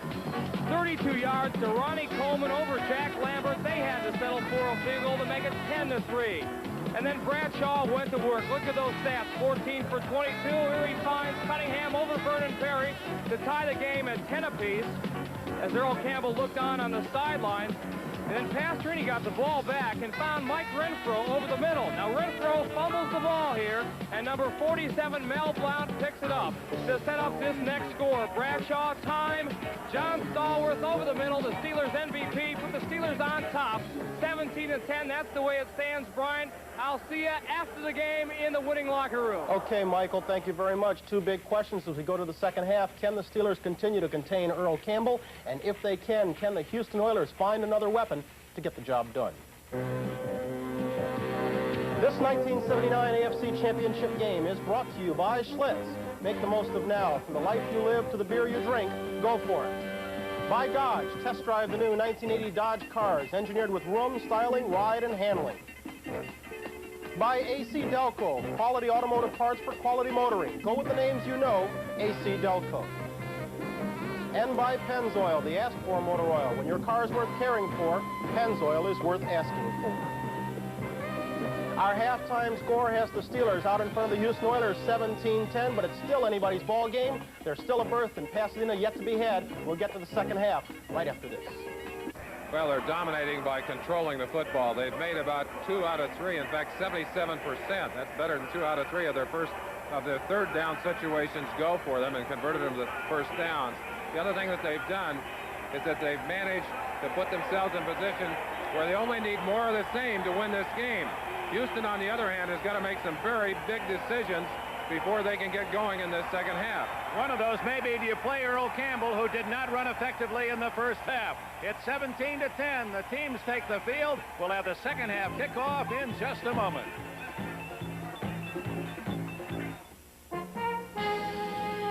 To open a door on the rest of the world and step out, falling free, 2 miles, straight down. Pittsburgh leading 17-10. There's the report card. First 30 minutes. Incredible that the best rusher in the NFL for this season, the 4th best rushing team in the NFL, held to 2 yards rushing in the first half. And those 90 yards, 99 yards, that's even deceptive because most of that on 3 big pass plays, 1 screen play. Bradshaw and his Steelers, on the other hand, have grounded out pretty well. 251 yards total offense, and it's pretty well balanced, as you can see.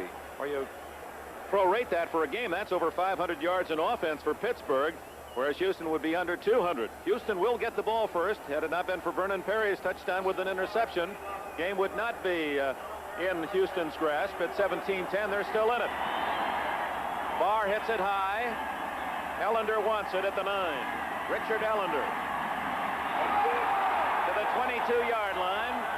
Ellender not running at full speed. He's carrying a painful hip injury. Lauren Taves, who has played an excellent game, he's made 4 tackles, most of those on special teams or special 3rd down situations. Let's see who's in that starting backfield now for Houston. Is Campbell in there? Wilson, we see his number 45. And as they break out of the huddle, well, yes, Campbell is there. So Bum Phillips did not go to Rob Carpenter. There was some speculation on the press level that Carpenter might be in for Campbell. Tim Wilson, and he gets out to the 25-yard line, a gain of 3.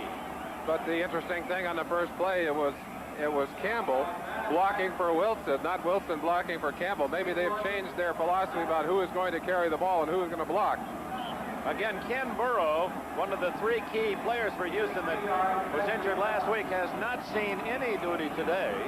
And Renfro is the wide receiver to the left. Richard Castor, wing to the right.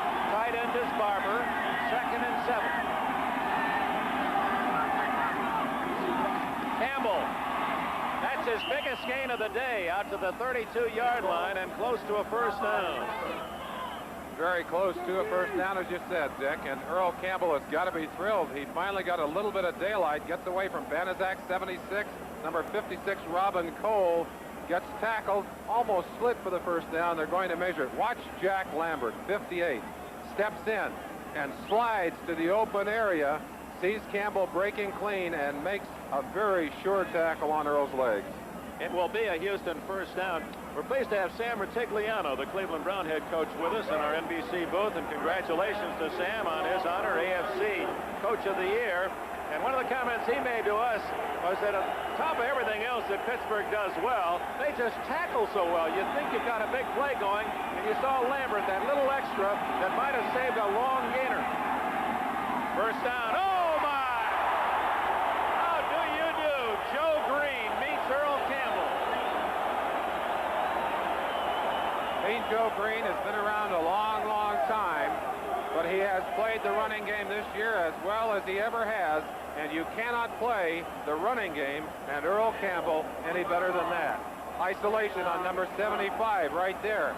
Just beats the block by Fisher on the line of scrimmage and nails Campbell in the backfield. Joe Green, many times an All-Pro, and that was a big hit. Brings up second down, 12. Pastorini to Renfro, incomplete.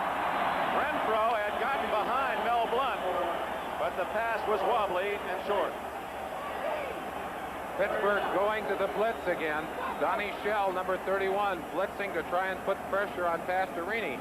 Pastorini really is their trump card right now. You get a quick look at Renfro. Renfro had enough room, could have made the catch. The ball thrown short, I think because of the pressure caused by the blitz on Pastorini. 0-0, Ken Burrow coming back from the locker room. On that same pattern, Burrow has better deep speed. 3rd and 12. First possession of this second half. That's Rob Carpenter in motion. Carpenter hit immediately at the 33 by Mel Blount. And Blount still after the Oilers, and there's a penalty flag, and someone is going to be hit with a personal foul. It looked as if Blount were the guy that was causing the trouble. I think Blount was just trying to hold Carpenter so he wasn't going to get in the fight with Lambert, who apparently had hit him quite late, but well below before the whistle snapped. And again, Dick, you got to understand that these teams are very emotional on the field. Double foul, unsportsmanlike conduct, 26 right, 47 got. Fourth down. Well, they're going to hit the double foul. I think Blount was trying to be a peacemaker. That's not his usual role. Rob Carpenter and Mel Blount, the man with the ball, the man tackling the ball carrier, hit with a foul. No harm really in that penalty. It brings up 4th down on the dead ball foul, and 10 yards plus for Houston. So Theo Bell drifts back into the Pittsburgh 29-yard line as Bum Phillips, Hunter, Cliff Parsley. He'll deliver from about the 23. Had only one punt in the first half. It was a short kick.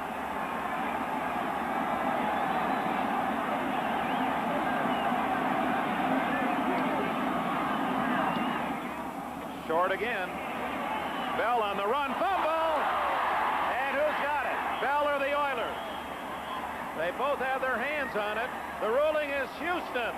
The Oilers get a break, and they needed something of that sort. Trailing 17-10. Bell coming up to catch that dying quail and fumbled it forward to the Oilers. It appeared that David Carter covered the ball. It's almost as if this were in the script. Coming up to try and field that ball on a cold day when the ball is thick. Theo Bell might have been well advised to let it go. Watch it again as it comes down short, and Bell either has to get up quick enough to get position or stay away from that football. Big turnover, a chance for Houston to do something here. On the muff, it's first down at the 41.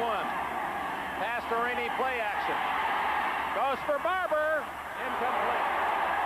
Barber trying for the one-handed catch as the pass was high, and he took quite a pop from Mel Blount. Steve Furness at the other end was pressuring Pastorini. The battle between these two teams is as physical as any battle in football. Pastorini hit as he gets the ball. Barber hit as he reaches for the football. Mike Barber, a fine tight end, operating with 2 sore knees out on the field. He's given it everything he can. And boy, you can't help but remember the shot he took last year from Wagner that put him in the hospital with an operation. When the plane got here yesterday, he went to the hospital to see Wagner, who was in the hospital. Wagner just checked out, but that's the kind of guy Mike Barber is. 2nd and 10. Pastorini trying to call out his audible, and Campbell is tackled immediately by Joe Green. Green is just overpowering his man.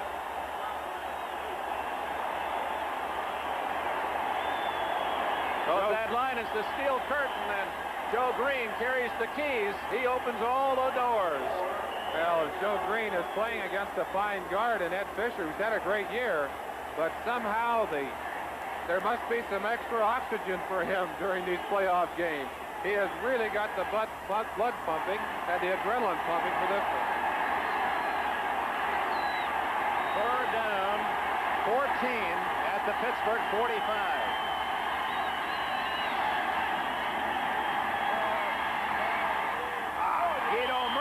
Unable to grab the ball. Lambert made the tackle, or made sure that Merkins was down had he caught it. And that Steeler defense gets a standing ovation.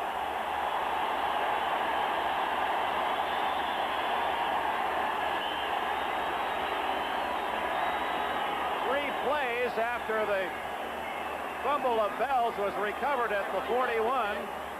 Houston has to kick on 4th and 14. Merkins trying to run with that football before he got it comfortably into his hands. Parsley to kick. Bell will get another chance. That's the best kick today by Parsley. To the 7, 10, and down at the 14-yard line. Fine hit made by number 50, Darrell Hunt, the former star at Oklahoma. The sad thing, that's the first good field position that Houston's had all day. They've lost the opportunity. 11:48 left in the 3rd quarter. The Steelers lead by 7. If you missed the recent Delco battery sale, here's great news. AC Delco slashes its regular prices on the 3 most powerful automotive Delco Freedom batteries. Freedom is the original never-add-water maintenance-free battery. It's powerful, dependable, and it's from Delco. Check Delco Freedom battery prices where quality AC Delco parts are sold, and take advantage of our reduced regular price. You'll say thanks, Delco.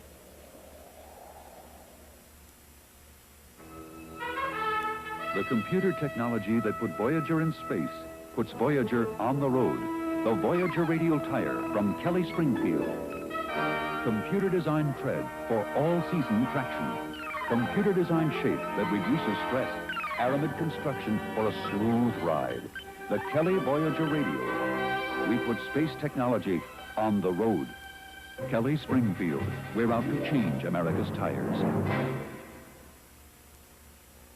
For the first time on TV, the Jukebox Awards with host Mac Davis and George Siegel. Guests Kenny Rogers, Tanya Tucker, Crystal Gale, Paul McCartney, Blondie, and more Tuesday. There's the MVP, the Pittsburgh Pirates' Willie Stargell. He came in disguise as a Houston Oiler fan. You know where his heart is, right here in the Steel City. Well, they bill it as the city of champions, and the Oilers would like to change part of that championship image if they can unseat them today. But so far, the Steelers doing pretty well to keep their reputation intact. Bradshaw sets his line at the 14. First possession for the Steelers. Blyer and Harris behind him. Stallworth left, Swan right. Harris out to the 16 and pinned there after a gain of 2. Greg Bingham, 54, with a hit. Frustrating day for Earl Campbell. He knew the road to Pasadena went through Pittsburgh. Well, a lot of big chuck holes here at Three Rivers. He just can't get himself at full speed. We're having a few mechanical problems here in the stadium. The phones on the Houston side, the phones that carry their information to and from the press box have gone out. And the officials, in a ruling that really stands for equity on the field, have ordered the Pittsburgh coaches to put their telephones down. So there are no headsets. They're using signals on the sideline to communicate. Back to the good old days, 2nd and 8. Blyer hit, and he gains nothing. Good defensive surge by the Oilers. Andy Doris, 69, 53 Stringer, and 54 Bingham, all in on the play. Well, they must have cleared up the problem. I see George Perlis and some of the other coaches putting their headsets back on. Bum doesn't wear one of the headsets. Feels it interferes with his concentration on the game. But most of the assistant coaches that you see them putting on their headsets over there, will be in communication with the coaches upstairs who have a better view of the game. 3rd down and 7 for the Steelers at their 17.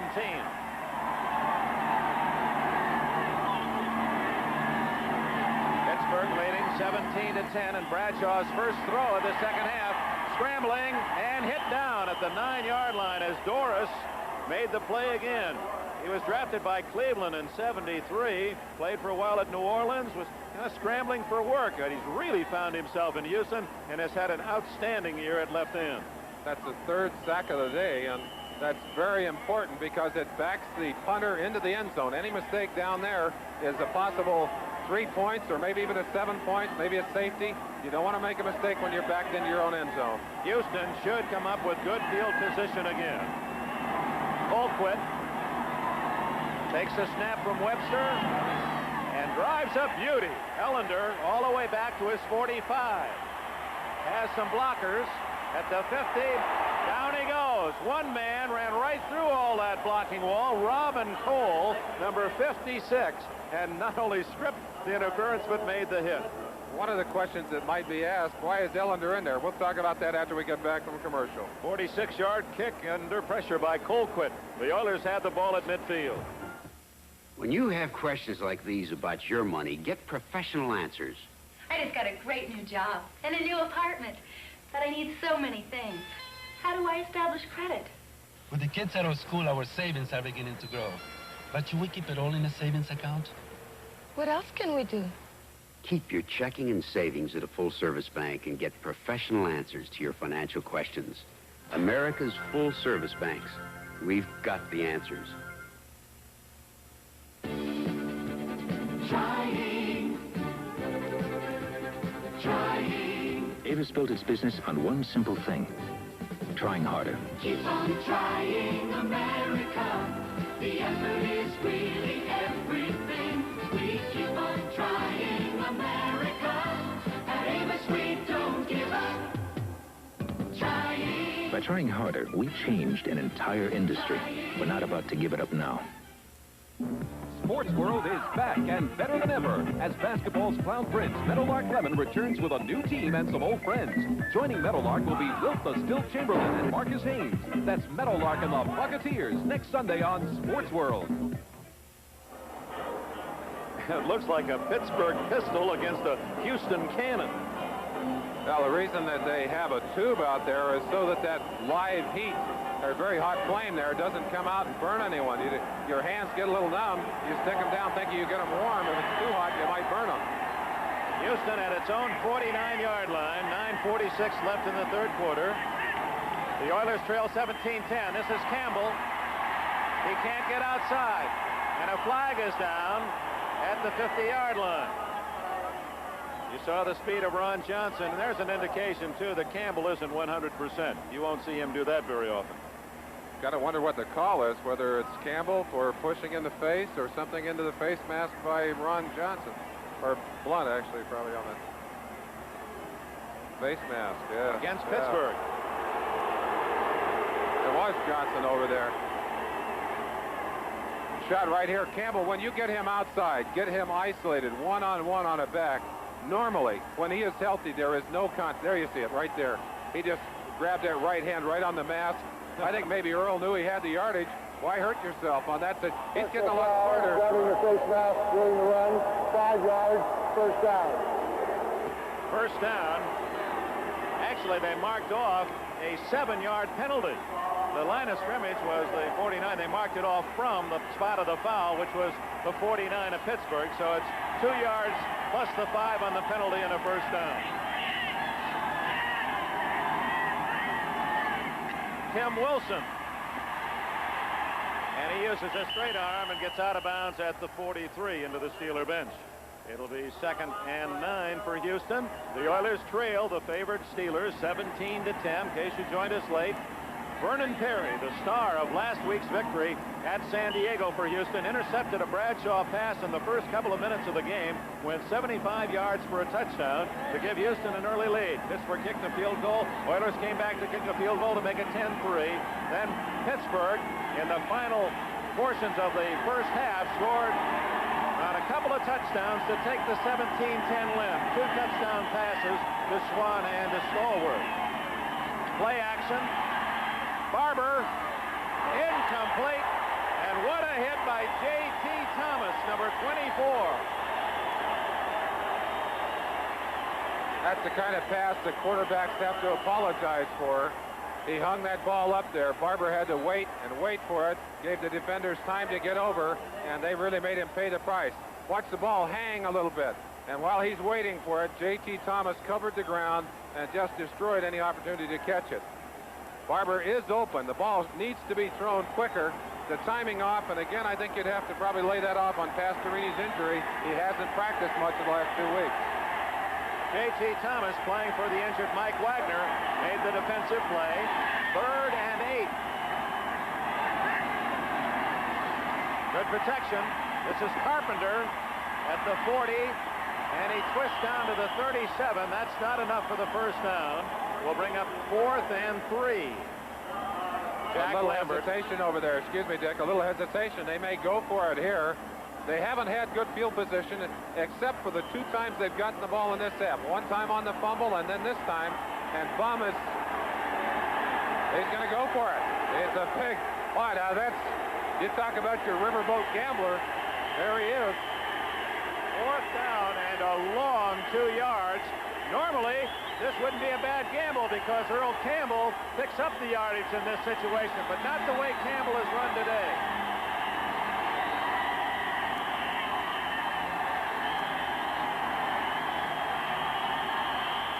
Campbell. It's going to be very close. Campbell, that was one of those patented lower the shoulder and fight for a yard, and a flag is down. Well, and that's the kind you hate to see right there. Going to get a little extra. Apparently Pittsburgh, with all the noise here, Houston didn't get the play off in its 32nd allotment. That's twice today. Now Bum almost has to punt. 30 seconds is expired.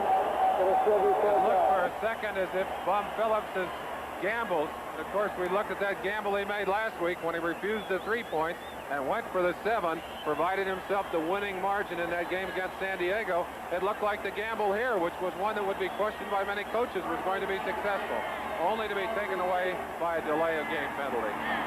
Theo Bell at the 10. Parsley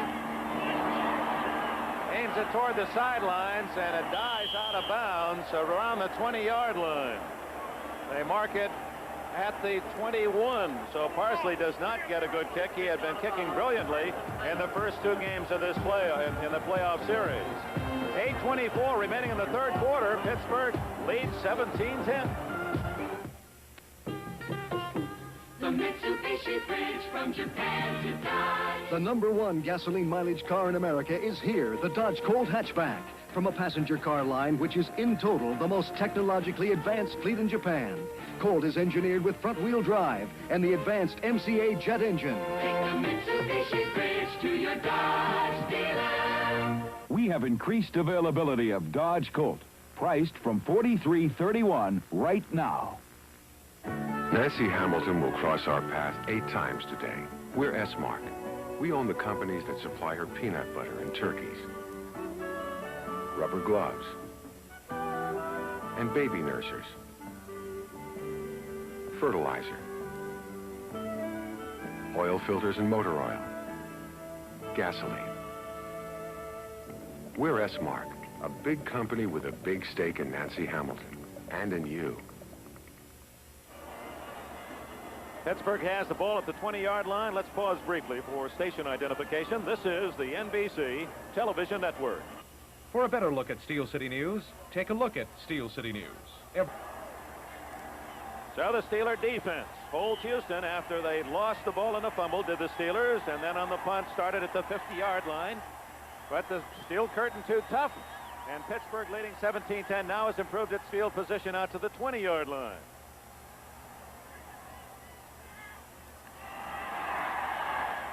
Franco Harris to the 23-yard line. It'll be 2nd and 7. Curly Culp. Robert Brazil on the tackle for the Oilers. The responsibility very clear-cut for the Houston defense. They'd like to get another turnover, or at worst, force a punt from deep in Pittsburgh's own territory. But one of the things that has always amazed me about Pittsburgh is their ability to drive the ball long distances, to control the football. And they've done it today with third down conversions. They're going to try and do that again, eat the clock, maintain their lead in the second half. Bradshaw has thrown the ball well. It's a play action. Screen. And Cunningham drilled by Art Stringer, who read that screen very well.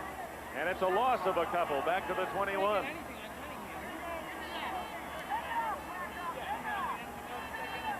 Chance to watch the play from the end zone. The play was never really there. It looked like it was read too well to be anything but a short shot. Stringer just doing a great job. Also, Curly Culp read it from the inside. We saw him break up one earlier in the day, I believe on the same play. Coming back on this side now, Webster, number 52. He's the man that they like to get in front of the play. He did his job, but unfortunately, the other linebacker, Stringer, was there to cut him down. Webster, 5th-round pick out of Wisconsin, All-Pro. It's now 3rd and 9. There's your open man, Cunningham, incomplete. He trapped the ball. So Cunningham, who probably would not have had the first down at that spot, they needed to get the ball across the 30. But that's academic. It's 4th down and 9. Incomplete pass. Houston is in this game because of big plays. The turnover and 7 points that Vernon Perry got for him early. And then the big pass play to Pastorini. They've had 2 chances here in the second half. They've not converted on either one. I think they've got to get something going here pretty quick or it's going to be too late. 6:50 left in the 3rd quarter. Colquitt to Ellender. Ellender stands at the 40. Another good kick. What a beauty. 30, 20. Oh, Ellender may have touched the ball and decided I better knock it out of bounds. What a kick by Craig Colquitt. 65 yards. His longest of the year was 66. Boy, field position really turned about on that kick by Colquitt. And you saw Colquitt's reaction. He kicked that ball exactly where he wanted to kick it. Houston starts deep in its own end. I didn't know roads. And those light aircraft carrying the banners of advertisement, there are 3 of them overhead, and at times dangerously close to one another. Does not seem a wise choice to have so many planes in such a limited area. 50,000 fans beneath them. We've had some near tragedies in that regard in other cities. On the field, Houston now pinned back in its own end after it enjoyed field position on the last 2 possessions. Pastorini throws for Renfro and throws it away. Blunt had Renfro beautifully covered one-on-one. Boy, he is tough. He just throws a blanket around his man on that one-to-one coverage. A chance to watch the rush on Pastorini and the kind of pressure he's going to get. The play action fools people momentarily. Pastorini has the early go, but you see the black shirts starting together. Pastorini did unload that football, and wisely so.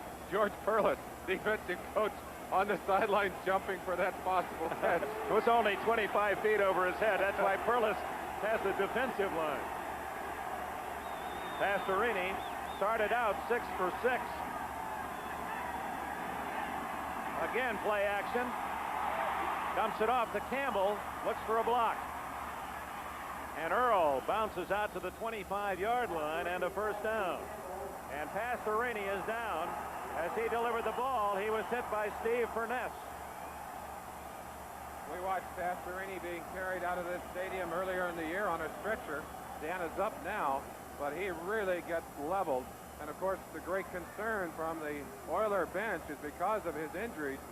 how much of a beating is he going to take? And his offensive line's done a pretty good job of protecting him today, but hard to protect against the Steeler rush. You can see the tackle here by Furness. It's not a vicious tackle. It's just that frozen carpet, when Pastorini falls, that's where it hurts. It wasn't the tackle itself, but the double penalty on the artificial surface. They're escorting Pastorini off to the sideline now. You see again what hit him there. They're asking him about his injury. We may have to see Gifford Nielsen, who played very well, although conservatively, for Pastorini in that victory last week.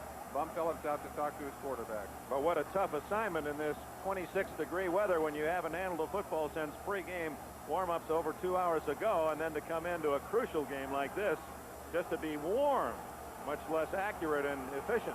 And of course, the difference, as we said, in this game, the big plays have come from Pastorini, from his throwing arm. Got to wonder if they will give Gifford Nielsen the opportunity to go for some of those big ones. Pastorini being attended to out at the 31-yard line and helped off the field, and Gifford Nielsen will come in. Well, it's appropriate, I think, to talk about Pastorini's courage. A lot of people can't play when they're hurt, when they're in pain. Pastorini has had to do it throughout his career and has played extremely well today under pressure. And you pay a price for that, as you see here. Again, I think you're right. Furness really not trying to injure Pastorini, just trying to get him stopped. And that hard turf, the whiplash part of it, appeared to be the most damaging thing that happened to Dan on that play.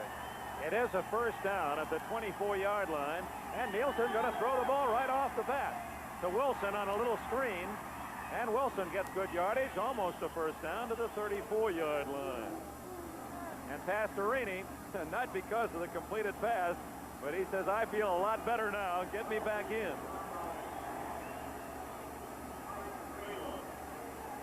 Well, Pastorini and Bum Phillips, that entire organization, are going to feel better if they can get the ball down the field and get it in the end zone.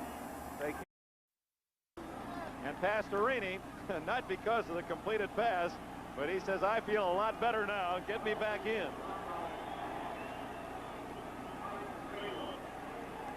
Well, Pastorini and Bum Phillips, that entire organization, are going to feel better if they can get the ball down the field and get it in the end zone. They can if they can continue to control it as they have on these last two downs, getting those first downs, working themselves down the field. It's a free down for Pastorini, second and less than a yard. Campbell. Fumble. And the Oilers get it at the 48-yard line. Oh, when they created this game and made it an oblong ball, they brought unpredictability into the game. And there's a case where the Steelers had it surrounded, and almost as if it had a magnetic force, it was drawn to the one Oiler in the area, Mike Renfro. Well, I've heard it said, I'd rather be lucky and good. The Oilers are lucky. The ball stripped away right there. Linebacker Cole, I think, stripped it. Two Steelers had a chance, but Renfro right on top of it. Big play. Watch the ball stripped away from the outside. That's Robin Cole right there. Just stripped it away from him. And they had a chance. Great play by Renfro. 5 Steelers and Renfro gets the lucky bounce. First down at the 48.5. 17-10, Pittsburgh leads. We have 4.5 left in the third quarter. Renfro is knocked down, and that'll be a penalty on Mel Blount. Blount used his left forearm or elbow, and Renfro with a contact fell, and that drew the flag at the 36-yard line. Well, on the sideline, again, when that ball is in the air, you cannot touch those receivers. You hear the reaction of the crowd, but I don't think Mel Blount is going to argue with it. He realizes that he tapped him. Watch the one-on-one situation here. Renfro down the sideline, the contact right there. No question about it. Good call by the official. And Renfro showed the hit, but didn't play act the thing. I think he knew the official was close by, the flag would be coming. They called it an illegal chuck. It appeared to me that the ball was already in the air and should have been interference, but it's a 5-yard penalty, and it takes it to the 47 of Pittsburgh.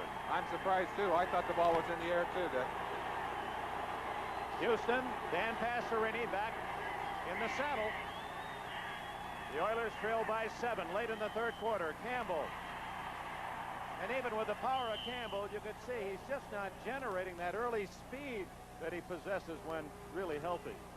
Well, they're trying to run in behind the blocking ability of Leon Gray, number 74.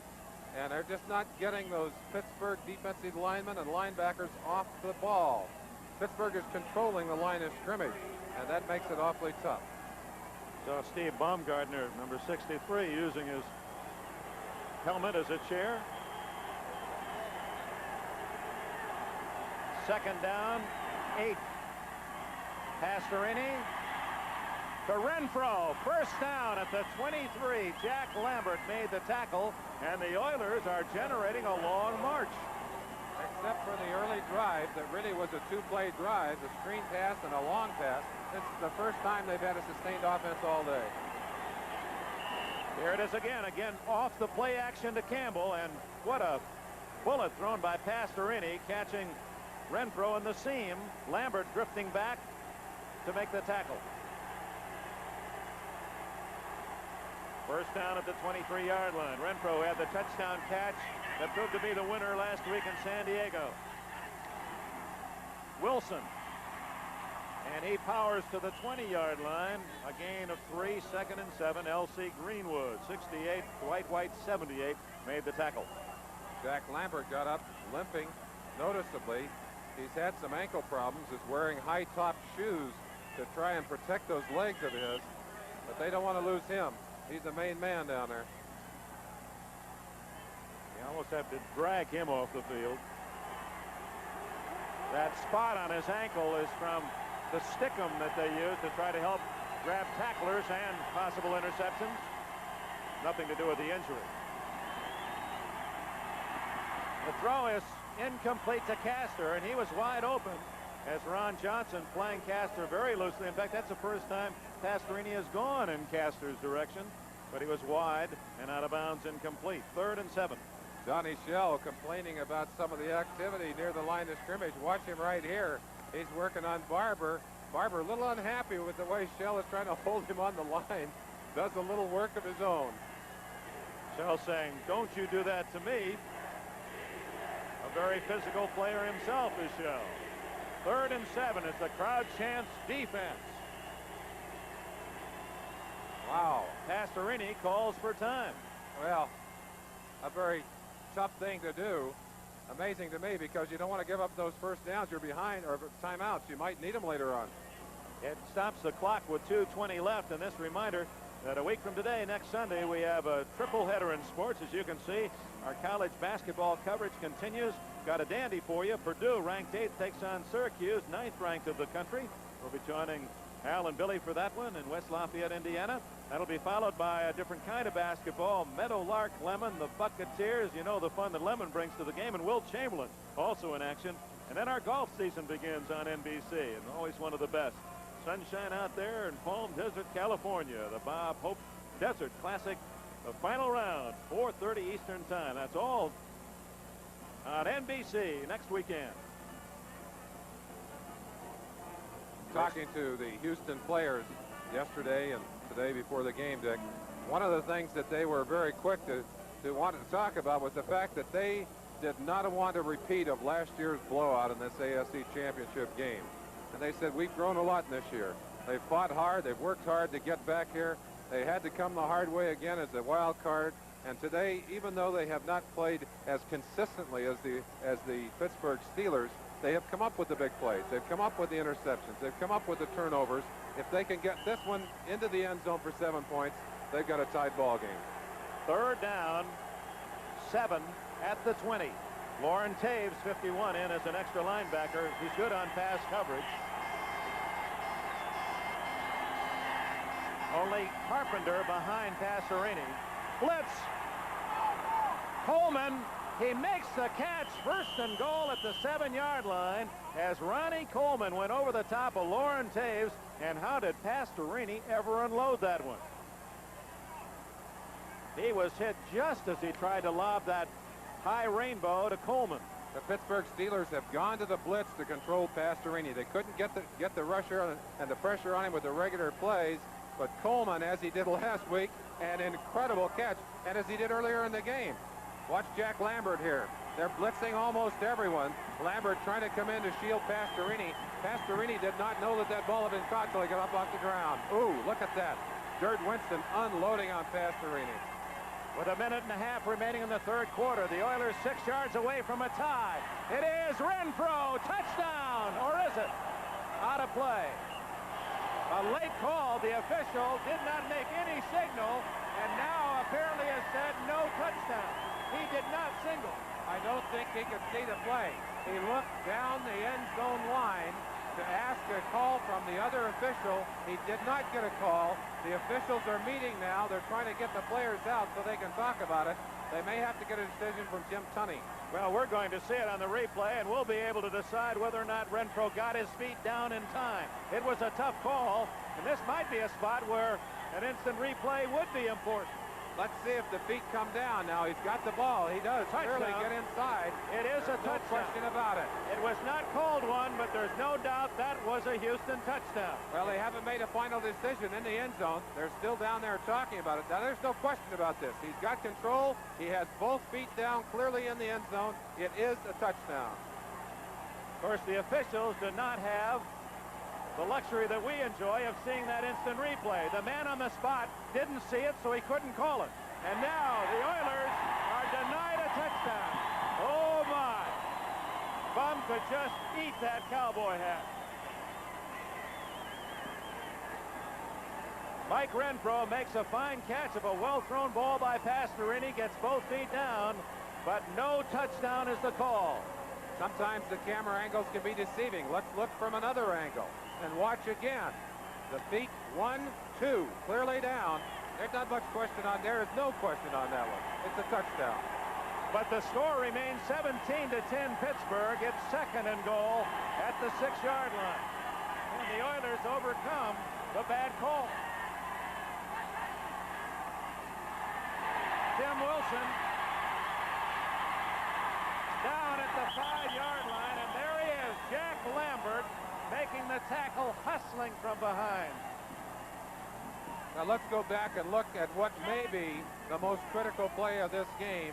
A touchdown which is taken away from Dan Pastorini and Mike Renfro because the official was shielded by number 29, Ron Johnson. I can see why he couldn't see it, but the other official has to be in position to make the call. There's another official on the back line of the end zone under the uprights, then he should have made the call, as he was not screened.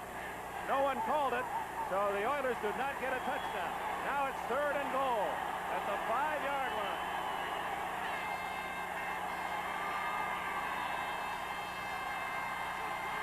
Carpenter. And with a little help, the Pittsburgh Steelers have forced the Oilers into a field goal try. So instead of 7 that they earned, now the Oilers must have to try for 3. Now there's home field advantage, and then there's home field advantage. The error is human. Dan Pastorini trying to get it in. Throws short to Carpenter, who played so well. But right there, number 47, Mel Blount, and the sure positive tackling of these Pittsburgh Steelers makes it virtually impossible to get into that end zone when they get a hold of you. And the Oilers get another bad break. They're now going to go from the good end of the field as the third quarter ends. Now they must try the field goal from the icy, less sure footing of the end zone to our right. Timeout, end of the third quarter, 17-10 Pittsburgh. Out for years to come, a touchdown that was ruled no touchdown. As a former player, what are your feelings? Now, Dick, I hate to see the big plays in a game, maybe the biggest play in this game, not made by the players on the field, but made by the officials. And I do sympathize with their situation. I sympathize with the fact that they are human, but this is a touchdown, and Houston, frankly, was cheated out of their 6 points, their possible 7 points, and a tie in this game. A perfectly thrown pass, a beautiful execution of getting the feet down inside the end zone. But again, the official shielded. A second official who is in position to make the call apparently was not looking. The result, a 4-point turnaround, and now instead of being tied with a chance to try and get the football and go into the lead, they're still behind in this ball game by 4 points.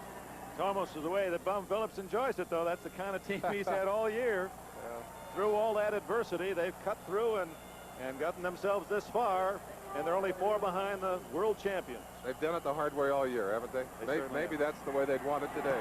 Don't forget Skag tonight. That'll be at 8 o'clock from here. here on NBC. Larry Anderson to the 10.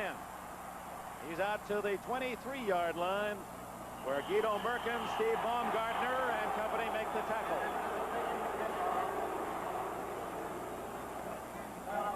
So Terry Bradshaw and the Steelers leading by 4. And you wonder how Chuck Noll will play it here. What his advice to Bradshaw has been. Do you keep an open game going, or as you get into this fourth quarter, are you very careful with that 4-point lead? Well, sometimes a bad break like that, Dick, will serve to inspire a team. I don't know whether they know yet that they had the touchdown and it was taken away from them. I don't know whether they've been told. First down from the Steeler 23. Franco, big hole. There he goes to the 36-yard line. A gain of 13 yards for Franco Harris. That gives him a total of 61 for the day. You're going to see some great holding by Webster, number 52 on the center. Look at him drag number 78, Curly Culp, right out of that hole. And Franco Harris, number 32, up for the big gain. Watch it again. He gets on Curly's outside, an influence play. Now watch him grab him right here and pull him away from the hole, and does not get caught. Things are going Pittsburgh's way at this juncture. A first down at the 36. Wire, no gain at all. Curly Culp perhaps angered by that last play. Elvin Bethea, no, it was Bethea who shot in from his defensive right end position. Well, I talked to Mike Webster. He said after Culp has a bad play, he's going to come back and knock my head off, especially so when you hang on to him. Second down. There's what happens when you hold Curly Culp. Curly gets mad. Well, he didn't give him the blow. I thought he might on that particular play, but he didn't help to make the tackle. He did control his area, that's for certain. Second, and call it 11. Blyer, flag down, and Blyer goes down at the 45-yard line, but we have a penalty flag back at the 37-yard line. Jim Tunney's crew is going to be written about tomorrow, so let's not a fair way to introduce them, but you're going to be hearing the names tomorrow. Tunney is the referee, Pat Harder the umpire, Tony Viteri is the headlinesman, Jack Johnson is the line judge. The men involved in the possible call of the touchdown, no touchdown, were Stan Jabby, the back judge, Don Orr, the side judge, and Bill O'Brien, the field judge, who were the deep men. Holding during the run, number 89, 10 yards. Still second down. Holding penalty against number 89, Benny Cunningham, on that last play. Well, the one thing I would say, again, I don't want to be the one to defend the officials, except that how can you make a call you can't see?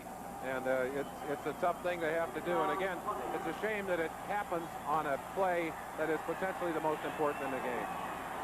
Second down and 20.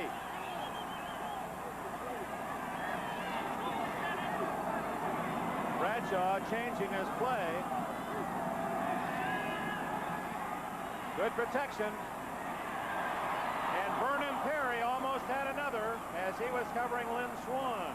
Swan didn't like the fact that Perry was resting on his ankle and kicked his way free. Perry had his eyes looking for his second interception. Perry would have loved to grab that one and get another turnover on Terry Bradshaw. For some reason, Greg Stemrick is out of the lineup. Hartwig is in, but watch Perry right there. He's just waiting in his position and just hanging on down there. I think he read that pattern coming out. Swan drug his foot a little bit there. Perry reacted to that. There's a lot of emotion between these two teams. Third down, a long 20 for Pittsburgh at its 25.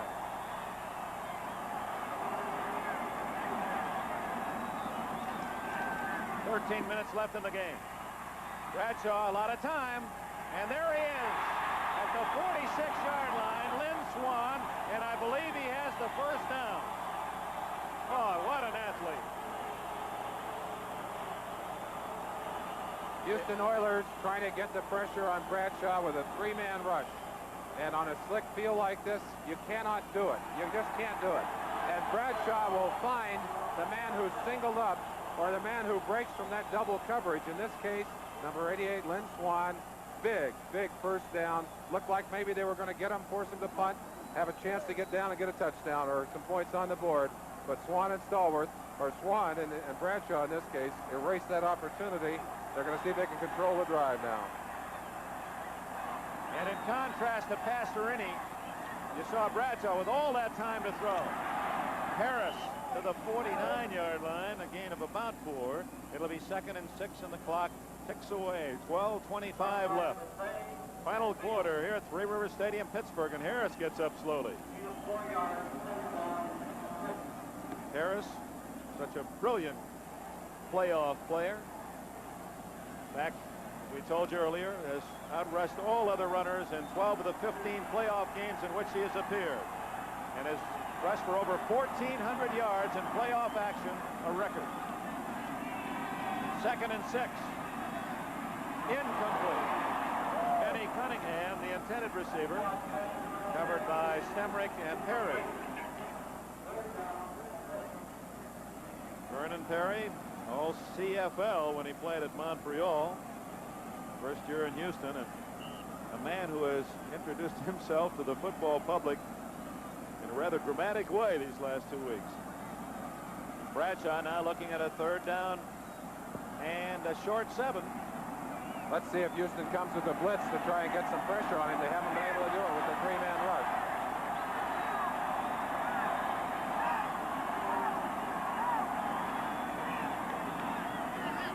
They have a 4-man front this time. It's Harris, and he has the first down, I believe. They spot it at the 44-yard line, and that looks good enough for the first down.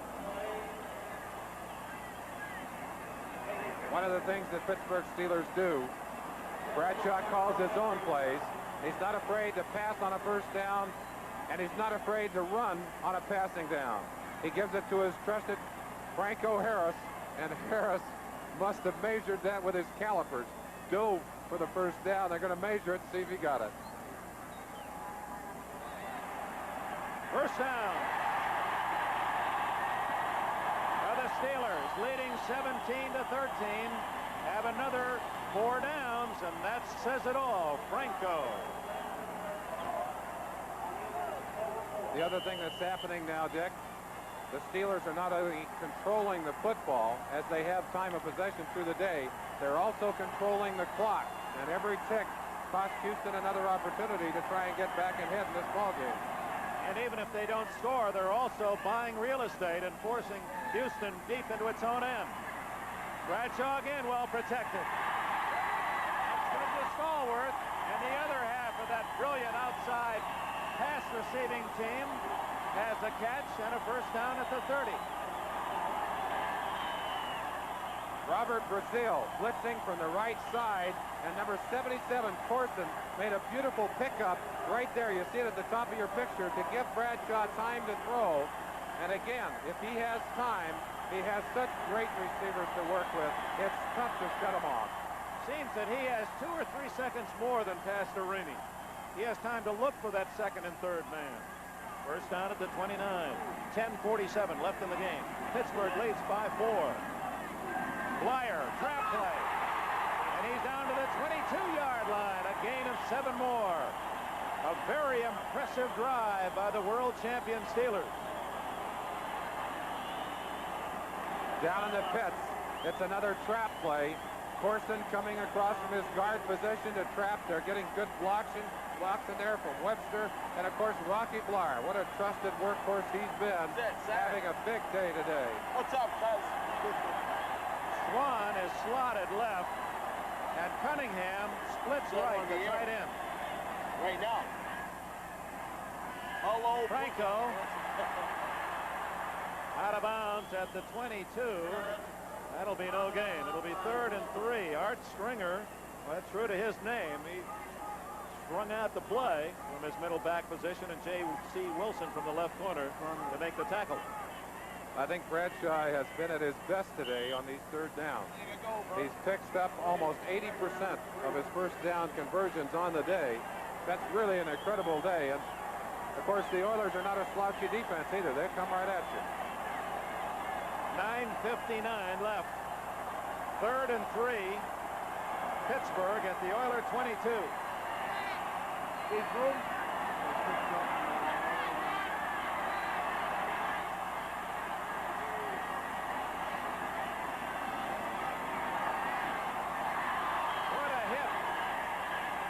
Greg Bingham, the big play man in that defense, jarred it free from Franco Harris as he timed his tackle perfectly. Interesting decision here. Got to believe that maybe Chuck Knoll, well, I thought for a minute he might go for it there, but he sent his field goal team onto the field.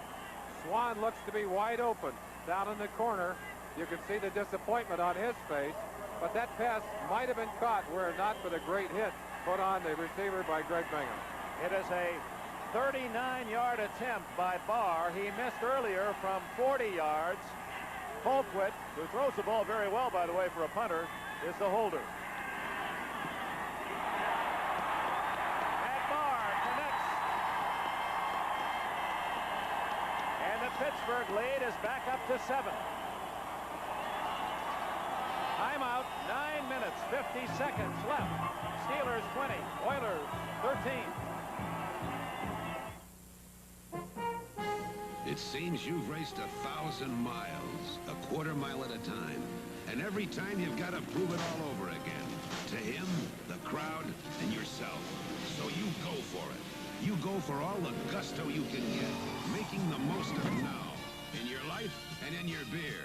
And the one beer brewed with gusto since 1849 is Schlitz, the official beer of the Winter Olympics. Go for it. Hurricane Frederick strikes the Gulf Coast, leaving behind over $1 billion worth of damage. Before the winds stopped, Allstate people were at work, using new techniques of handling claims, like radios and computers. Place the roof complete. Okay. Place the left quarter glass. Got it. Speeding up settlement of thousands of claims, both auto and homeowner. This is Don Ohlmeyer, Muffy Ohlmeyer, the lady with the hat, Pat Bruni. Watching intently, we're down to the 9:50 mark, fourth quarter, and Pittsburgh leads again by 7. And how very big that play in the end zone has turned out to be. Of course, now the Oilers need 7 points to get them back into a tie and a possible overtime in this ball game. Here's Barr's kick as he skips it down and over the shoulder of Ellender.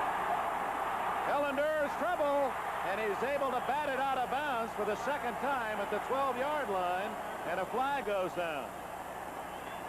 Now, Richard Ellender flying despite an injured hip and not as mobile as he would normally be. And now a flag goes down, apparently. Well, at first it looked as if Jim Tunney was saying against the Oilers, but he was just motioning come back this way. Well, it's possible that they might be calling him for batting the football, but they're having a discussion on the sideline. Ellender obviously wanting to knock that football out of bounds, didn't want to have it recovered by the Pittsburgh Steelers. He'd done it once earlier in the game in a situation with a punt down on the sideline. He did it there with the kick. And of course, the sad thing is, no matter what happens here, it's very poor field position for the Houston Oilers. Illegally batting the ball by the receiving team during a loose ball. Penalty will be assessed on the kickoff, 15 yards and re-kick. A 15-yard penalty against Ellender and the Houston Oilers. Although, in that regard, Houston can't come out much worse than having the ball down at about their 11-yard line, even though Pittsburgh now, unless they decline the penalty, or they don't have a choice, apparently, of declining the penalty. Well, it would almost seem that the Steelers are being penalized for an Oiler penalty here. They would obviously like to see the football in the possession of the Houston Oilers right at that spot. You can see him batting the ball. He's not allowed to do that. And obviously the Steelers wondering why, too. They have declined the penalty, and it will be first down Houston at the 11-yard line. Ball out of bounds. Out of bounds at the 11-yard line. So that's where the play will be initiated. So with 9 minutes and 42 seconds remaining in the game, that problem has been clarified. Pittsburgh wisely declines the penalty. Houston has it at the 11-yard line. And Pastorini, during this delay, stayed on the sidelines with his heavy parka to stay warm. He comes onto the field with his team down by 7. I think the ruling there, if the man is trying to pick up the ball, he's trying to pick it up, and he bats it accidentally, they wouldn't enforce it. But if it looks like an intentional batting of the ball, then it is a penalty against the offensive team, and that's the case here. It was obvious that he was indeed trying to get the ball, swipe it out of bounds to protect. A first down for Pastorini in terrible field position at his own 11-yard line. But plenty of time, 9:42 left. In the last possession, Pastorini led his team the full distance of the field to an apparent touchdown. When the call was not made by the official, the Oilers settled for 3. The Oilers really have had 2 drives during the day, but again have had to rely on the big play. They need Pastorini, they need his throwing arm, and they need a big play right here to get him going. Campbell and Wilson with him in the backfield. Castor on the wing right. Reverse to Castor. Gets nowhere. In fact, Castor almost fumbled the handoff. Robin Cole, 56, and Jack Lambert, 58, made the tackle. One of the things you're not going to do very often is fool this Pittsburgh Steelers defense. They're a veteran defensive team. They have excellent speed. Watch right here, Dick. Here's what you talked about. Castor almost lost it right there, but that's Robin Cole, 56, and Jack Lambert, the 2 fine linebackers teaming up. He had no chance. They do tackle you well. A long way home for Houston. 2nd and 10. Screen to Wilson. And what a play out at the 16-yard line by Cole again. There were 2 blockers on him. He was able to fight his way through and make the tackle of Wilson after a short gain when it appeared Wilson had big yardage ahead. That's the kind of play we saw earlier for big yardage and near this same part of the field. Again, a little bit of play acting, get everybody inside, dump it off to the running back. Watch it right there. Cole just gets enough of the leg to take him down. 3rd and about 4.5 yards to go. And this is a very desperate situation. It's not over yet, but if they don't get a chance here, it might be. From the 17-yard line, Carpenter to the 31. Lauren Taves showing you why they like him on pass defense in Pittsburgh. He ran right with Carpenter, chased him down from behind, but not until number 26 Carpenter has a first down at the 31. Pittsburgh Steelers insert Taves on passing situations because of his coverage ability. But Rob Carpenter comes up with one of the big plays that have been so familiar for him in the last 3 weeks. And as we said, that's not quite a do-or-die situation, but almost. We're at the midpoint of this 4th quarter. 7.5 minutes remain in the game. Pittsburgh 20, Houston 13 the score. Screen to Wilson. 2 Steelers there. Dennis Whiston, 53, made the first contact with Donnie Shell, 31, securing the tackle. One of the things that a quarterback has to do, and this is a play ago, has to look over that rush. You see all of the arms and all of those big bodies. That's especially difficult against the 4-man rush. Not so tough against the 3-man rush. Of course, Pittsburgh employing 4 big linemen, get those arms up in front of Pastorini. I think he's done a heck of a job today getting the ball on target as often as he's put it there. Terry Bradshaw, his team is in front by 7. 2nd down and 8 at the 33 for the Oilers. Screen again. L.C. Greenwood slowed the play down, and only Wilson's desire to gain yardage gets him out of a hole, and he picks up 2 to make it 3rd down and 5. Robin Cole makes still another tackle along with 67 Gary Dunn. When the running game is not going, the play action passing is not very effective, and Pastorini is continually faking the run. I don't think the Pittsburgh Steelers are even worried about that. They're going right after him. They spot it at the 35, so make it 3rd and 6 for Houston. Double wing formation. Coleman in the left wing. They like to go to him. Instead, it's Guido Merkins who fumbles, and the Steelers have it. Merkins had the catch. Is the ball dead? The ball may have been blown dead. No. Donnie Shell came up with it. Still no official signal that the Steelers have the ball. Merkins, the 3rd-string quarterback, Emergency wide receiver, caught it, hit hard, fumbles. We have a timeout, 5:46 remaining. Pittsburgh with the ball and the lead, 20-13. The second time today, the Steelers on a Houston completion have forced the fumble and have it now at the Houston 45-yard line. We talked about how slippery that ball is on a day like today, and we have seen it bouncing around a great deal. It ended up in the hands of the Pittsburgh Steelers on what appeared to be a very big first down catch for the Houston Oilers. We'll see that play again right after this first down effort by Bradshaw. He needs only a field goal to all but put it away. 5:46 remaining. Franco gets a couple of yards to the 43. Let's go back. Pastorini to Guido Merkins. Now, some of you may have wondered whether or not Merkins was down when he fumbled. Here's the answer. It's another great throw by Pastorini. Look, off balance, he throws flat-footed, drills it right to Merkins, and it's just a matter of Blunt stripping the ball away. Renfro almost got it, but Donnie Shell, 31, recovered for Pittsburgh. And it's another example of the very physical tackling and the very physical defensive football that these Pittsburgh Steelers play. Second down and 8. Quick toss to Harris. Harris down to the 37. It'll be 3rd and 2. Jack Lambert's defensive unit has played with its typical toughness, and they've forced some turnovers when they didn't appear to really be there. I have to say, though, if I were picking my player of the game right now, it would be Pastorini. I think he's been the most impressive player on the field. Under tremendous pressure, Pastorini may have never thrown the ball any better. Cold, 26 degrees. He's hit his targets. He has been the offense. They've had no running game. 3rd and about 2.5. Big play for Houston, trying to stop the Steelers. Bradshaw going deep. Flyer at the 17-yard line.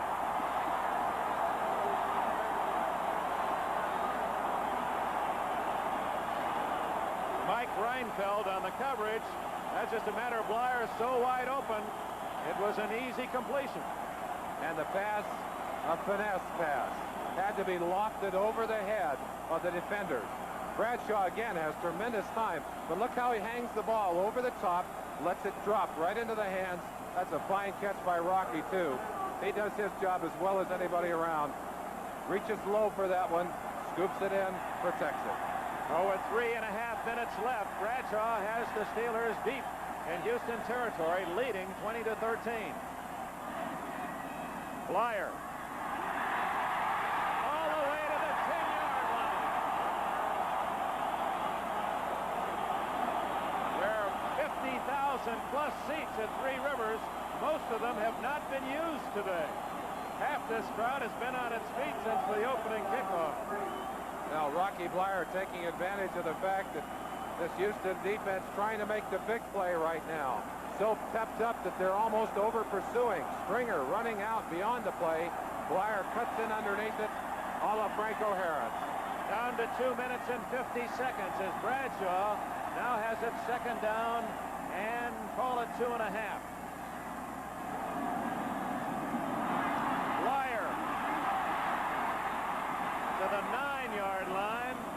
It appears he's short of the first down by a yard. Art Stringer made the tackle, but all the time the clock is running. 2:28. The Steelers, unless Houston calls time, do not have to run a play to the 2-minute warning. Let's see if Houston stops the clock. I didn't know that Rocky Blyer was this fast. He seems to be getting faster rather than slower. Comes to the outside, gets around the block by Franco right there, and it's a great pursuit from the inside by Art Stringer that stops him. But it's a very short third down situation. There comes Bradshaw to the sideline to talk it over with Chuck Noll. So the Oilers let 30 seconds run off the clock after that play. They did not use one of the timeouts. We'll see how critical that is. 2 minutes remaining in the game. Timeout, 20-13, Pittsburgh. Steelers can taste it, and they know how well it's digested as they are now at the 9-yard line of the Houston Oilers, 3rd and 1. One of the reasons Houston didn't call time there, remember Pastorini had to call time earlier in this half, so they have only 2 remaining. 3rd and 1. The Oilers have to gamble defensively and stop Bradshaw. Harris,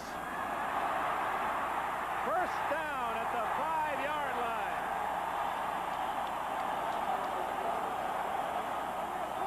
Clock is running, 1:48, 1:47. Franco Harris gets 3 yards plus and a first down. And again, watch the cutback by Harris. The pursuit out in front of him. Harris just merely times his cut, lays in under the pursuit, dives for the first down. Very, very big play. They're eating the clock up, 1:28 left to go. 84 yards now for Franco Harris as he's been the top runner in the game, but that comes as no surprise. Down to 1:19 left. Harris again, no gain. Curly Culp finished off the tackle, but the man down low is Andy Doris, 69. Time, Houston stops the clock, 1:07 left. Well, is there any hope for the Oilers? We'll get Merlin Olsen's answer to that when we return right now with a break in the action here at Three River Stadium. The Steelers lead by 7, 67 seconds away from a trip to Pasadena. Earl Campbell all but shut out by the Pittsburgh defense today. The Steelers are down at the 6-yard line, 2nd and goal, and the Oilers have only 1 timeout left. 20-13 Pittsburgh. Harris to the 4-yard line, and time called by Houston with 1 minute, exactly a minute left. And you obviously try and strip the ball away in a situation like this. You ask about a chance. They do have a chance, but they got to get a miracle right here. And I don't know, maybe Bum has run out of miracles in this season. He certainly has gone to that magic lantern many a time and rubbed it just the right way. 1 minute to go, timeout. It's 3rd and goal, Pittsburgh. Pittsburgh, the city of champions, were the baseball Pirates and the football Steelers. And they have it 3rd and goal outside the Houston 4-yard line with exactly a minute left, and the Oilers cannot stop the clock.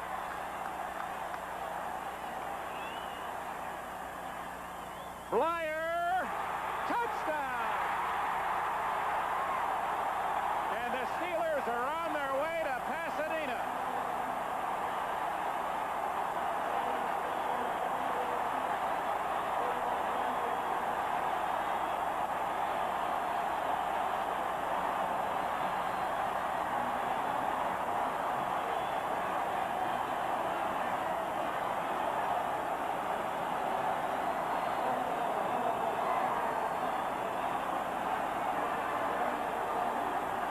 Perhaps fitting that Rocky Blyer carry that touchdown into the end zone. To put the 6 on the board, they'll go for the 7th, but everything is behind them now. They've got this game in their back pocket. Barr kicks it through. Teddy Nathanson, our director, George Finkel, our producer. That series of pictures really told the whole story. The joy of Pittsburgh and the disappointment of Houston. A quick shot again. Some fine blocking in there. Number 63, Tom Dornbrook over there to make a beautiful trap block. And again, this Pittsburgh team will trap you every way but loose. They trapped that one right into the end zone. Terry Bradshaw, a very happy young man. He has had an outstanding day today. Merlin, as we have a moment here, I want to thank and congratulate Commissioner Pete Rozelle of the National Football League and his capable staff for all of their support during the course of the year, and to all of the teams and front offices that have made our job so pleasant. Our sincerest thanks. It's been a marvelous year, and one that we've enjoyed thoroughly. We may also have given Commissioner Rozelle something to think about with that end zone replay, and I know how difficult that particular pill is to swallow. They do not want to take the responsibility off the field. I can understand that, but it's tough. Again, when the big play in the game is made by a touchdown in the corner, although that last touchdown kind of makes it a little academic, doesn't it, Dick? 27-13. The kick comes down to Rob Carpenter.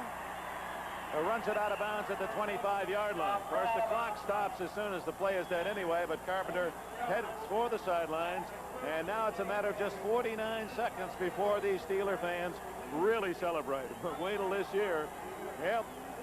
Terry Bradshaw, the Steelers, Mike Adamle will be in their locker room. Hear their comments in victory, and I'm sure one of them will be the great respect that they earned again after playing Houston.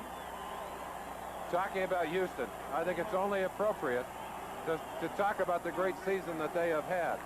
Now, you talk about fighting your way into these playoffs as a wild card 2 years in a row, and today giving the Steelers, who are the champions, everything they can handle.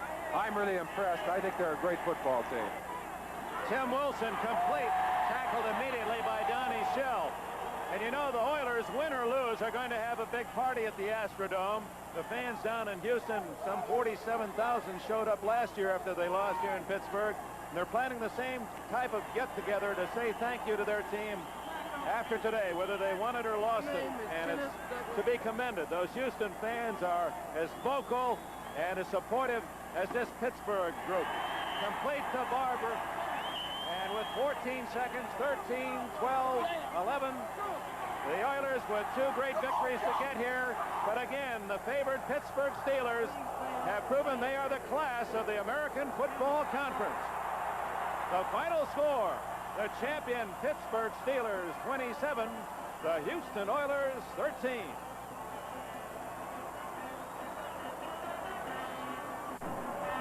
Our thanks to Barney McGinley, Tim Fogarty here in our NBC booth, Coach Sam Rutigliano, and our congratulations to the American Football Conference champions, the Pittsburgh Steelers. Thanks, Joe Costanza, statistical work.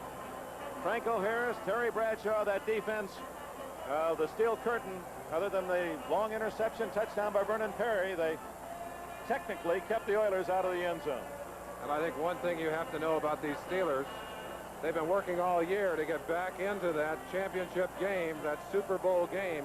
They really weren't even very loud and noisy in their locker room last week. I have to wonder whether they're going to celebrate that much today, although I'm sure they're happy about beating a tough Houston team. We do know one thing. Their goal on the season was to get to the Super Bowl and win it again, and that has really helped them. Well, they are going to celebrate. There's the answer to our question, and they deserve to celebrate. They played some great football today.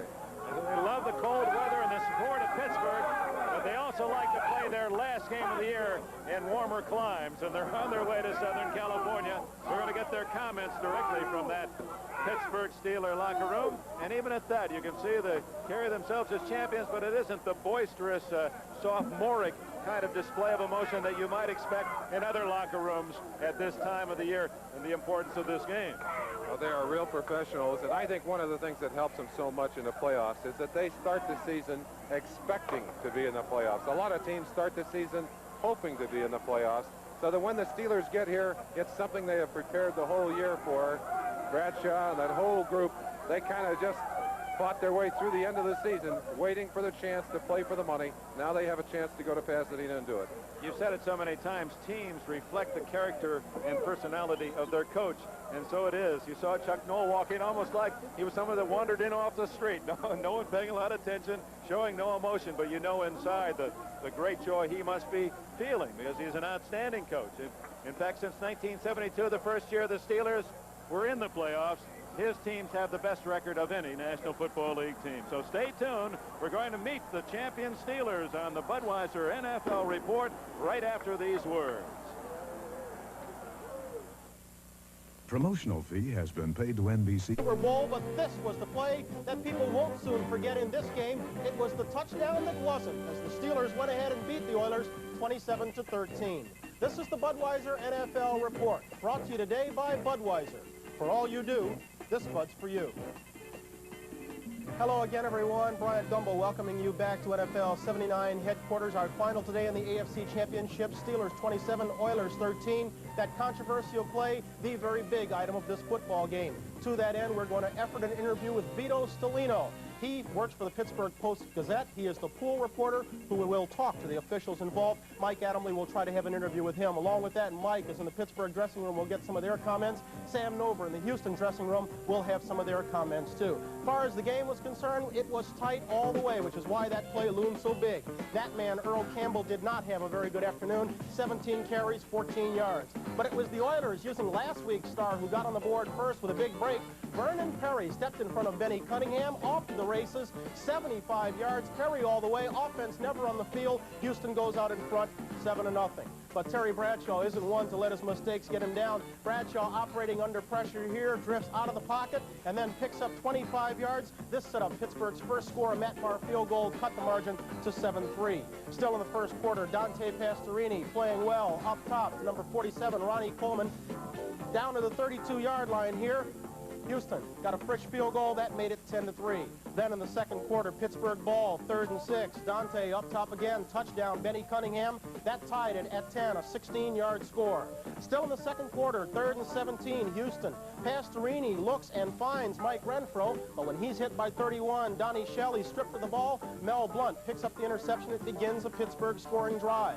Before the half is out, it's Bradshaw once more to the offense. He was 19 for 30, 219 yards in the day. Touchdown strike here to Stallworth. Then the big play of the game. 1st and 10 from the 7. Pastorini throws what is a touchdown pass to Mike Renfro. Watch the feet. Both feet come down inbounds, but the 3 officials involved rule no score, and Bum Phillips feels the agony there on the sideline as Jim Tunney waves off what would have been a tie ball game. Houston had to settle for just a field goal and trailed 17-13. We look at it one more time. A very, very big play indeed. Ron Johnson screening the officials off the play, but there's no doubt that number 82 has both feet down. Still trying to come back, 4 points down. Pastorini looks and finds Guido Merkins over the middle, but then a crucial fumble, and it's Donnie Shell who comes up with the ball. Pittsburgh recovers, and then they drive, get this score. Blyer from 4 yards out, making the final 27-13 for the 4th time in the last 6 years. The Pittsburgh Steelers, members of Titletown, USA, are in the Super Bowl. We're going to come back. A lot of post-game comments, a lot of highlights, all that and more after this word from Budweiser.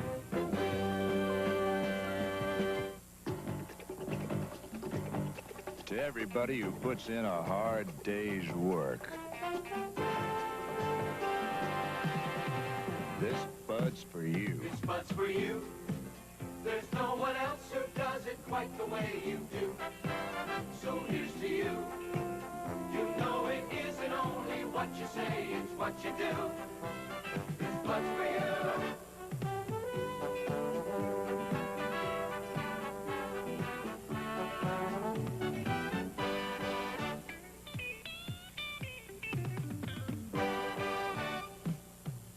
Bud's for you, for all you do, the king of beers is coming through. Yeah, just for you, that distinctively clean, crisp taste that says Budweiser. For all you do.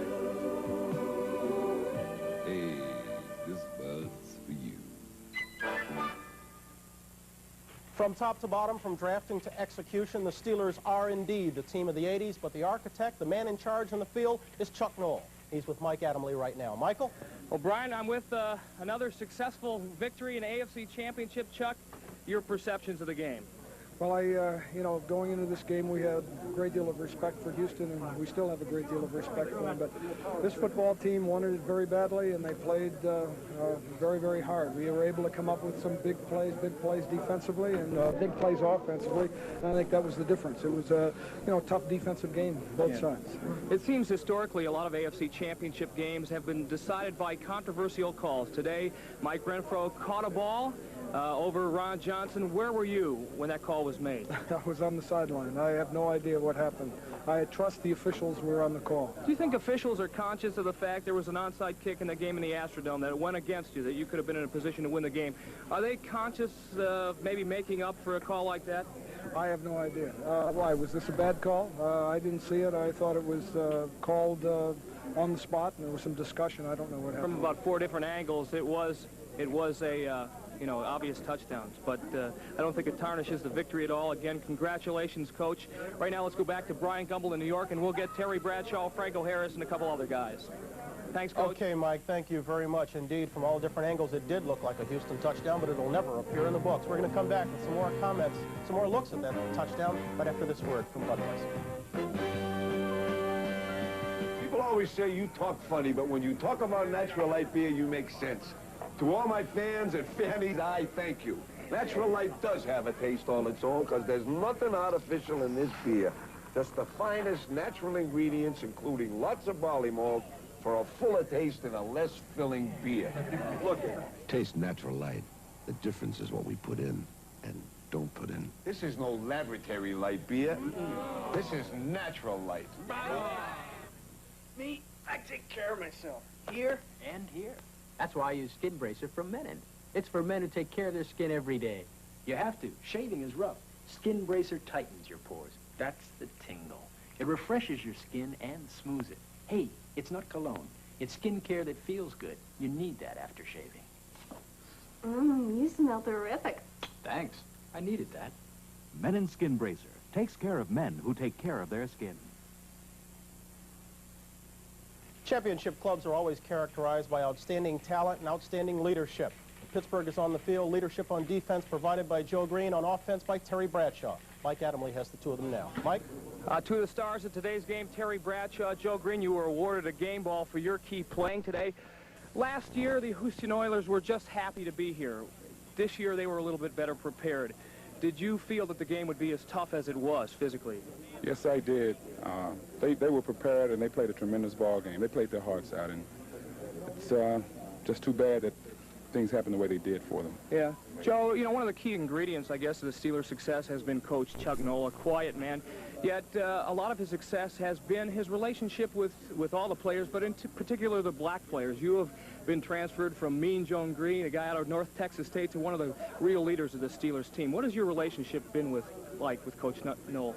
Well, over the years, I tried to play defensive tackle, and I've eroded into other roles other than that, and primarily because I've been around long enough, and I can be a leader to some of the young guys to try to transpose to them some of the information that Chuck has given to me and the ball club. Okay.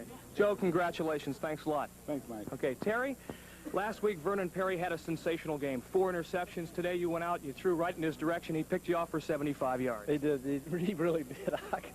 What happened on the play was I had a hook to Benny, and when Benny planted, he leaned to the right, and I threw the ball right at him. Well, actually, the reason he was leaning was because he was pushing to the left because he felt Perry coming. So I threw the ball right at him, and when he moved, Perry was right there. Okay. And then I got clipped right off him and couldn't, try to make the tackle. Terry, again, another outstanding performance. Congratulations. Good luck in the Super Bowl. Thanks, Mike. Right now, let's go to Sam Nover, who's in the Houston locker room with Dan Pastorini. Sam? Thank you, Mike. What a difference 90 feet of corridor makes while the Steelers are celebrating. Obviously, they are very unhappy in the Houston Oilers dressing room.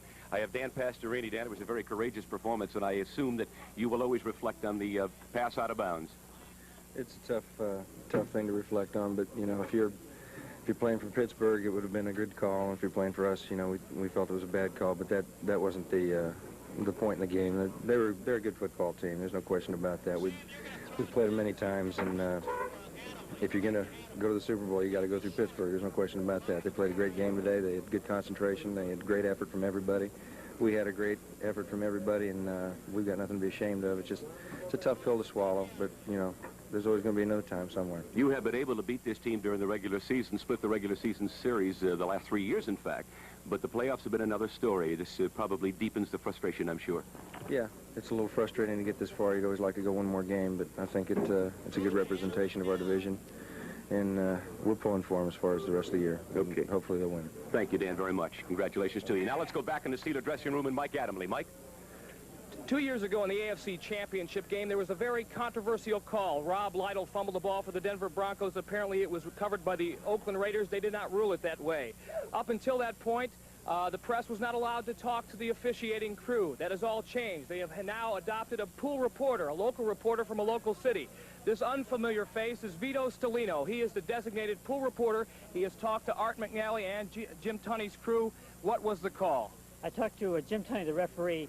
He said the side judge, Donald Orr, ruled that while Renfro's 2 feet came down inbounds, he did not have possession of the ball when his feet were inbounds, and he didn't have possession until after he went out of the end zone. and he said the conference was because that he wanted to, they checked with all the other officials to look for help to see if anyone else had a different view. Bill O'Brien, the field judge, did not have a better view, and no one else disagreed with that with the call. And so Orr's call that while his feet came down in bounds, he didn't have possession when his feet came in bounds. That's the call that stood. Vito, thank you very much for getting that report for us. Let's go back to Brian Gumble in New York. Okay, Mike Adamley, thank you very much. You heard Vito Stellino. He was the pool reporter that got to talk to the officials. Official Don Orr ruled that Renfro did not have possession of the ball when his feet were down. Our replay leads us to believe otherwise. We'll continue after this word from Budweiser. This Bud's for all the people who make the sidelines a part of the show. This Bud's for you. For all you do, the king of beers is coming through.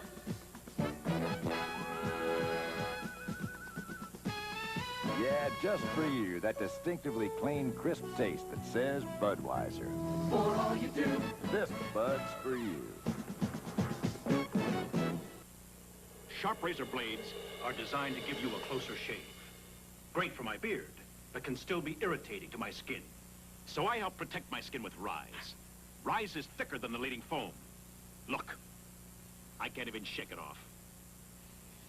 Rise helps protect my skin against irritation. So for today's close shaves, get today's Thick Rise. Helps protect your skin against irritation. Thicker Rise helps protect your skin against irritation. The Budweiser NFL Report has been brought to you today by Budweiser. For all you do, this Bud's for you. The executive producer of NBC Sports is Don Ohlmeyer.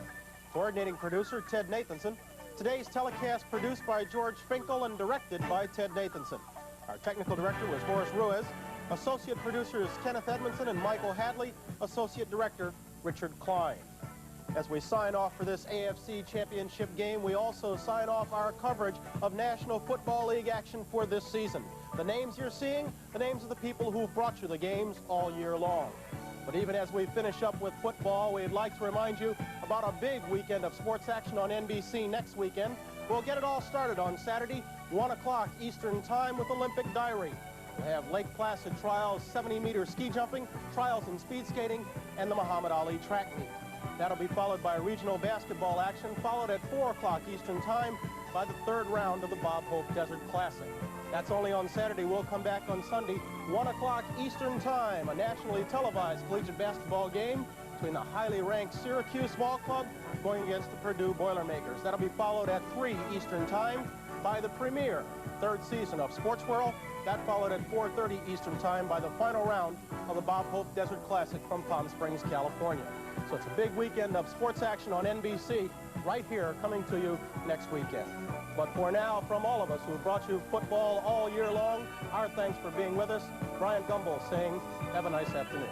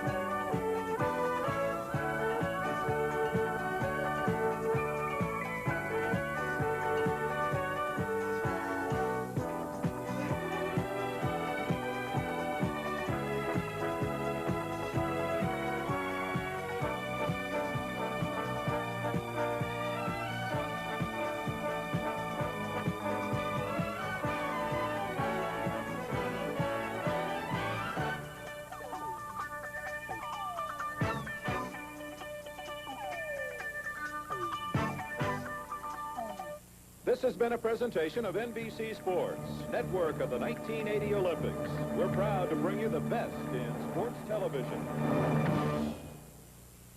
David Jansen stars in the most dangerous rescue movie ever made, High Ice, a world premiere Monday. Well, somebody is doing something about rising food costs. Foodland has announced a 90-day price freeze on over 300 store-wide items. And in addition to the price freeze, Foodland is also offering weekly specials that double your buying power, like Heinz Blend in the 1-quart 14-ounce can. Buy one at the regular price of 75 cents and get one free with a coupon. A price freeze plus weekly specials that double your money's worth. Because at Foodland, we know what it is to feed a family. Ever wanted to do this? Go ahead. Toro just invented the power shovel. It's light, easy to handle. If you don't like to shovel, let the power shovel shovel. The new Toro power shovel. Hey, don't break your shovel. Get a Toro power shovel. Haven't you done without a Toro long enough? Toro power shovels are going fast, but winter isn't. Don't get caught without one. Never worry about driving in snow again. 200 AMC Eagles have landed in the Pittsburgh area. Now get immediate delivery on America's first four-wheel drive compact car in your choice of two-door, four-door, and station wagon models, including a special for the Pittsburgh area only, the fabulous Steel City Eagle in a classic tan finish with a special Steel City decal. Drive an Eagle and fly through rain, mud, ice, and snow wherever you go. See your nearby Pittsburgh area AMC dealer now. Catch the spirit and back our Super Steelers all the way to the Super Bowl.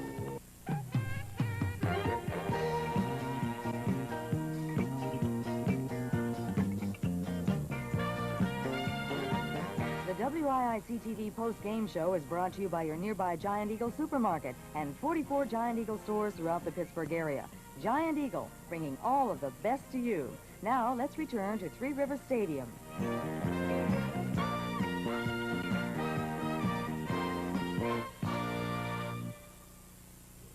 This is Dee Thompson in the Steeler locker room. We're standing here with a face that may be unfamiliar to a lot of you, but it's number 49, Dwayne Woodruff, a rookie, who before this season started, never dreamed he would be with the Pittsburgh Steelers. How's it feel now, Dwayne, to be in a championship locker room? Oh, it just feels great. Only thing I can try to explain how it feels is, you know, all the football players across the nation, how they dreamed it would feel. It's everything that is. And it's really a super experience. I noticed after you had your interception just before the half, you wanted to keep the game ball. Oh, definitely. I hung on to it all the way till I got off the field, and gave it to our trainer, and I'll keep that ball. You know, it's a thrill for anybody, but there's money involved in here, too. $14,000 at least here, $32,000 out of the Super Bowl. I bet you it almost equals your paycheck, huh? Oh, it exceeds my paycheck. You know, it's, you know, that too, but, you know, it's more than money. It's a team thing, and, you know, you never realize how great a bunch of guys these are, with Ron Johnson and Mel Blunt and JT and Zach. And, you know, you become so close, so close like a family. And it's really a super experience to be around all these guys to go to a thing such as the Super Bowl. Well, it's going to be a great thrill. I'm sure you're going to be looking forward to it. Oh, and definitely. Enjoy yourself. Definitely. All the way. Ronnie, can you come up here for a minute, please? Ron Johnson right here. Ron Johnson was involved in that controversial call that the network was talking about earlier. Ronnie, was it a touchdown the way you could see it? They're saying it was because he had both feet in. Well, the way I seen it, I didn't think it was a touchdown at the time, but when I saw the replay, the play was a lot closer than it appeared to be on the field. I still don't feel that it was a touchdown, though. Well, at least you won. I guess it's a thrill to be going back to the Super Bowl again. Oh, definitely. My second year going back to the Super Bowl, I'm looking forward to being there. I'm really glad to be a part of it all. Okay, we'll be back with more guests. Sam Nova will be back with more guests right after this message.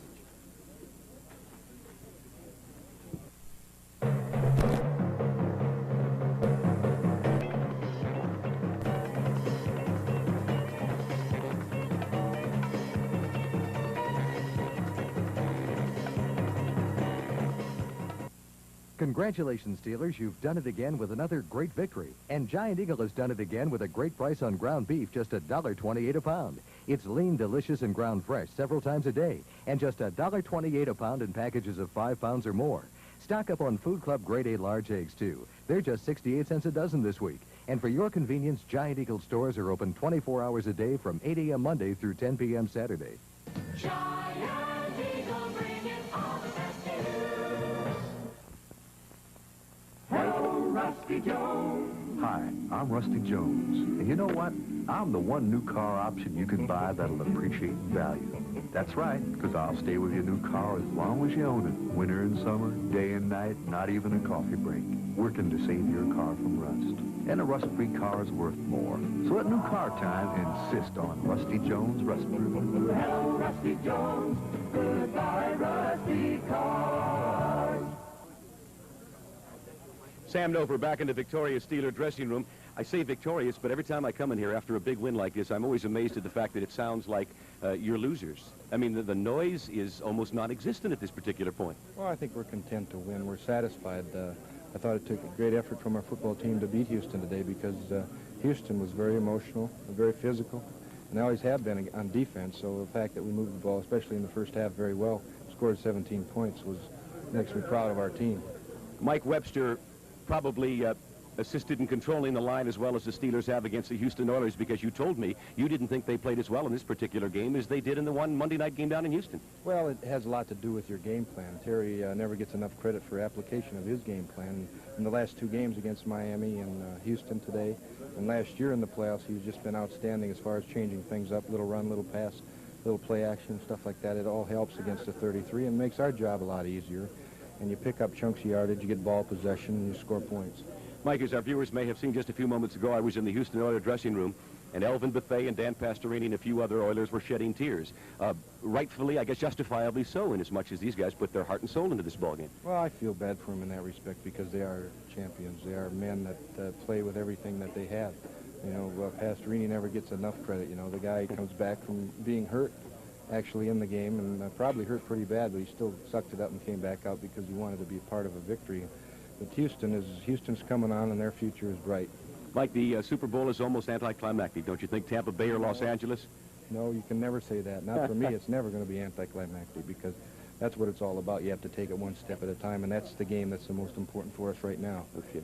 Regardless of who we're going to play, Tampa Bay or Los Angeles, they're both going to have a great defense, so my work is cut out for me. Super job. Thanks again, Mike. Appreciate it. Lenny, can we get you up here? Lynn Swan, come on, give you a lift up here. Well, you've been here so often, I guess it's almost second nature now, doesn't it? It feels good, especially going out to Pasadena. USC won the Rose Bowl, and now we're going to go out and try and win the Super Bowl. Mike Webster said he felt that the Houston Oilers did not play as well today as they did in the Monday night victory at Houston. Do you share that sentiment, or do you think they perhaps wanted it even more? I share that sentiment. I don't think they executed as well as they did on Monday night. I think there's no denying that they wanted the ball game very, very much. They played well enough, but defensively, we were able to shut them down pretty well. Offensively, we played good. We didn't play the greatest playoff game, of all time. We could have played better. We made mistakes, but we overcame them. Lynn, Chuck Noll always talks about big plays, and Vernon Perry made what appeared to be, or was going to be, the biggest play of the football game 2.5 minutes into the game. What were you guys thinking? That play looked too big. Yeah. He picked it off and ran for a touchdown, and you have flashbacks of what happened in San Diego where he picks up 4 and he blocks a field goal and almost takes that one in for a touchdown.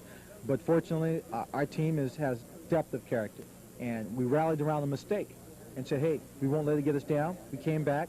Offense got some points, defense held them, and we were able to win the ball game. The neutralizing of Earl Campbell is a story in itself. I don't know what the final stats are, but when I came down to the field, it was like 15 yards and 17 carries. That's incredible. One of the defensive linemen came over to me and told me that he had 17 yards on 19 carries. Wow.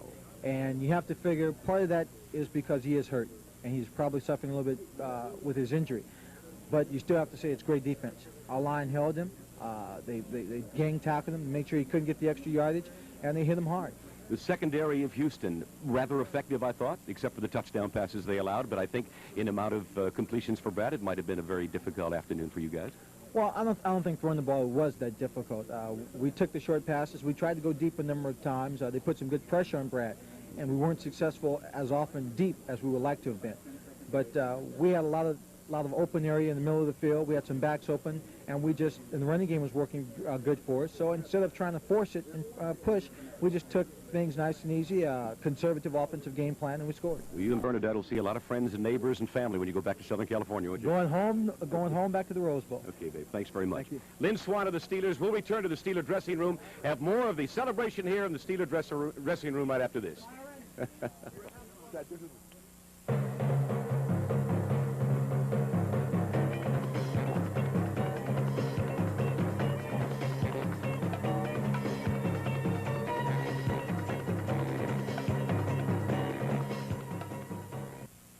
Congratulations, Steelers. You've done it again with another great victory. And Giant Eagle has done it again with a great price on ground beef, just $1.28 a pound. It's lean, delicious, and ground fresh several times a day, and just $1.28 a pound in packages of 5 pounds or more. Stock up on Food Club Grade A large eggs, too. They're just 68 cents a dozen this week. And for your convenience, Giant Eagle stores are open 24 hours a day from 8 a.m. Monday through 10 p.m. Saturday. Giant Eagle bringing all the best to you. There's no doubt about it, Pittsburgh is a winner, second to none. Feel the spirit growing like 3 rivers flowing, coming together as one. Catch the new spirit of Pittsburgh. Channel 11, new spirit of Pittsburgh. On Channel 11, new spirit of Pittsburgh. Channel 11. Sam Nover back in the Steeler locker room with Ted Peterson and John Stallworth. Elvin Bethea said some people who know this game better than I did a job on you Monday night in Houston. Did you do a job on him today? I think, Sam, that I played a much better game than I did on Monday, and I had practiced accordingly this week in preparation for him.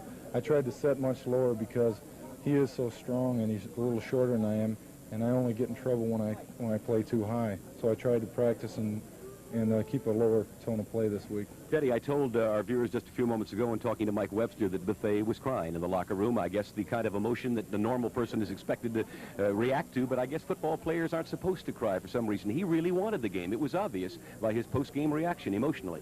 I think everyone on that field at every time of the game really wanted it very badly.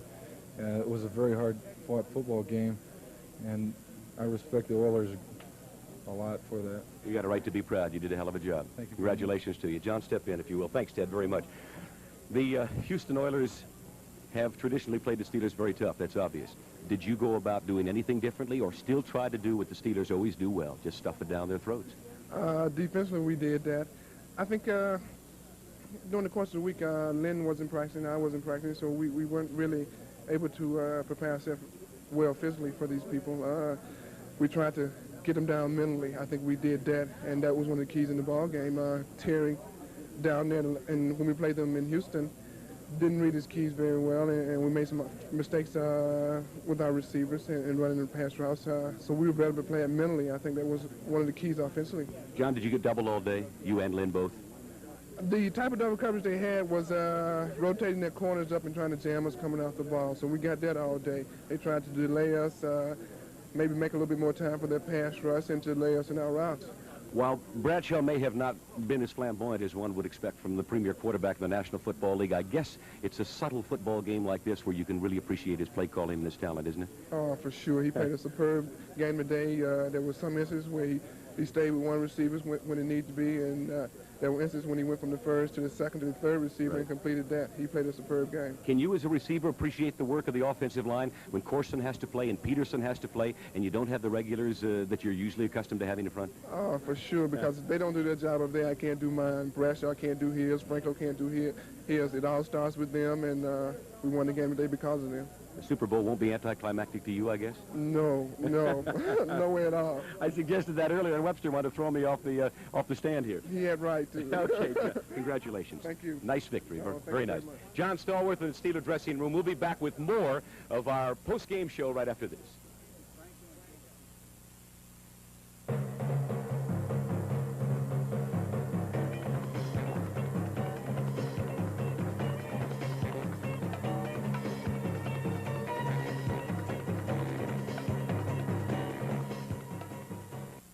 Congratulations, Steelers. You've done it again with another great victory. And Giant Eagle has done it again with a great price on ground beef, just $1.28 a pound. It's lean, delicious, and ground fresh several times a day. And just $1.28 a pound in packages of 5 pounds or more.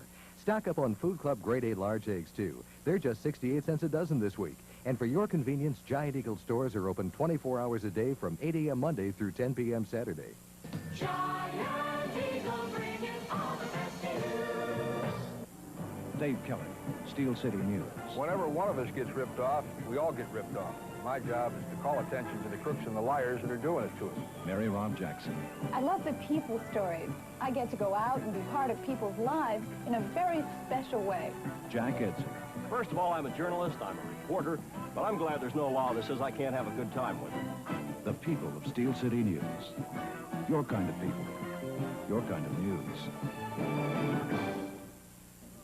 Sam Nover back in the Steeler locker room with J.T. Thomas and Franco Harris. And I guess as a Steeler fan, we would all feel good for every one of the Steelers, but you have to feel particularly good about going to Super Bowl 14 for this gentleman, J.T. Thomas, who a year ago didn't know if he'd ever come back to play in a football game, let alone a Super Bowl.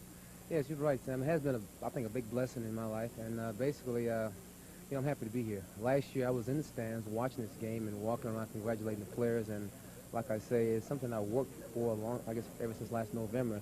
Try to come back and play, and I say I'm very thankful, man. Jimmy, the fact that you came back as a cornerback and had to play safety when Wagner went down, I think that's just an inspiration to everybody in the defensive unit, the fact that you did it. Well, I had a lot of input from everybody. My teammates, you know, they got behind me, encouraging me, the coaching, and it took a lot of time working with me, and, you know, we just kind of put it all together at the right time, and here we go to California. Would you say... We're glad JT's back, too. You bet you are. Franco, would you say that this was as difficult a tough-hitting football game as a typical Pittsburgh-Houston game, or did this seem to lack something? I tell you, Sam, it was tough hitting as far as I'm concerned. Okay, I don't know you earned your 85 yards. I don't know what you saw, but I know what I felt. And I thought it was a really good game, and it just went down to the last minute. And even with a minute to go, we were only up by 7 and going on 3rd down. And you still feel a little scared, okay, that something might happen. And then when Rocky crossed that goal line, then there it was. You know, we had that feeling that, hey, Pasadena, here we come. Franco, there's got to be some poetic justice in the fact that Blyer makes a big pass reception on the final drive and gets the touchdown that clinches it. Inasmuch as if Sidney is healthy, you got to think he's going to play most of the day. Well, you know, Sidney wasn't healthy today, and Rocky came in, and most of the year Rocky wasn't healthy, but Rocky came in today and just had a fantastic game. And you know, like a real great thing about a person is when he can make a big play. Right. And those 2 plays you said right there were big plays, and Rocky made them both. And I mean, I just feel very excited about it. I don't know if you stop and try to psychoanalyze it, but you talk about big plays. You have been the biggest football player in the history of this franchise, and you hold a lot of records now as regards touchdowns and rushing yardage and all of that. What is it about big football games and important games that you get yourself here?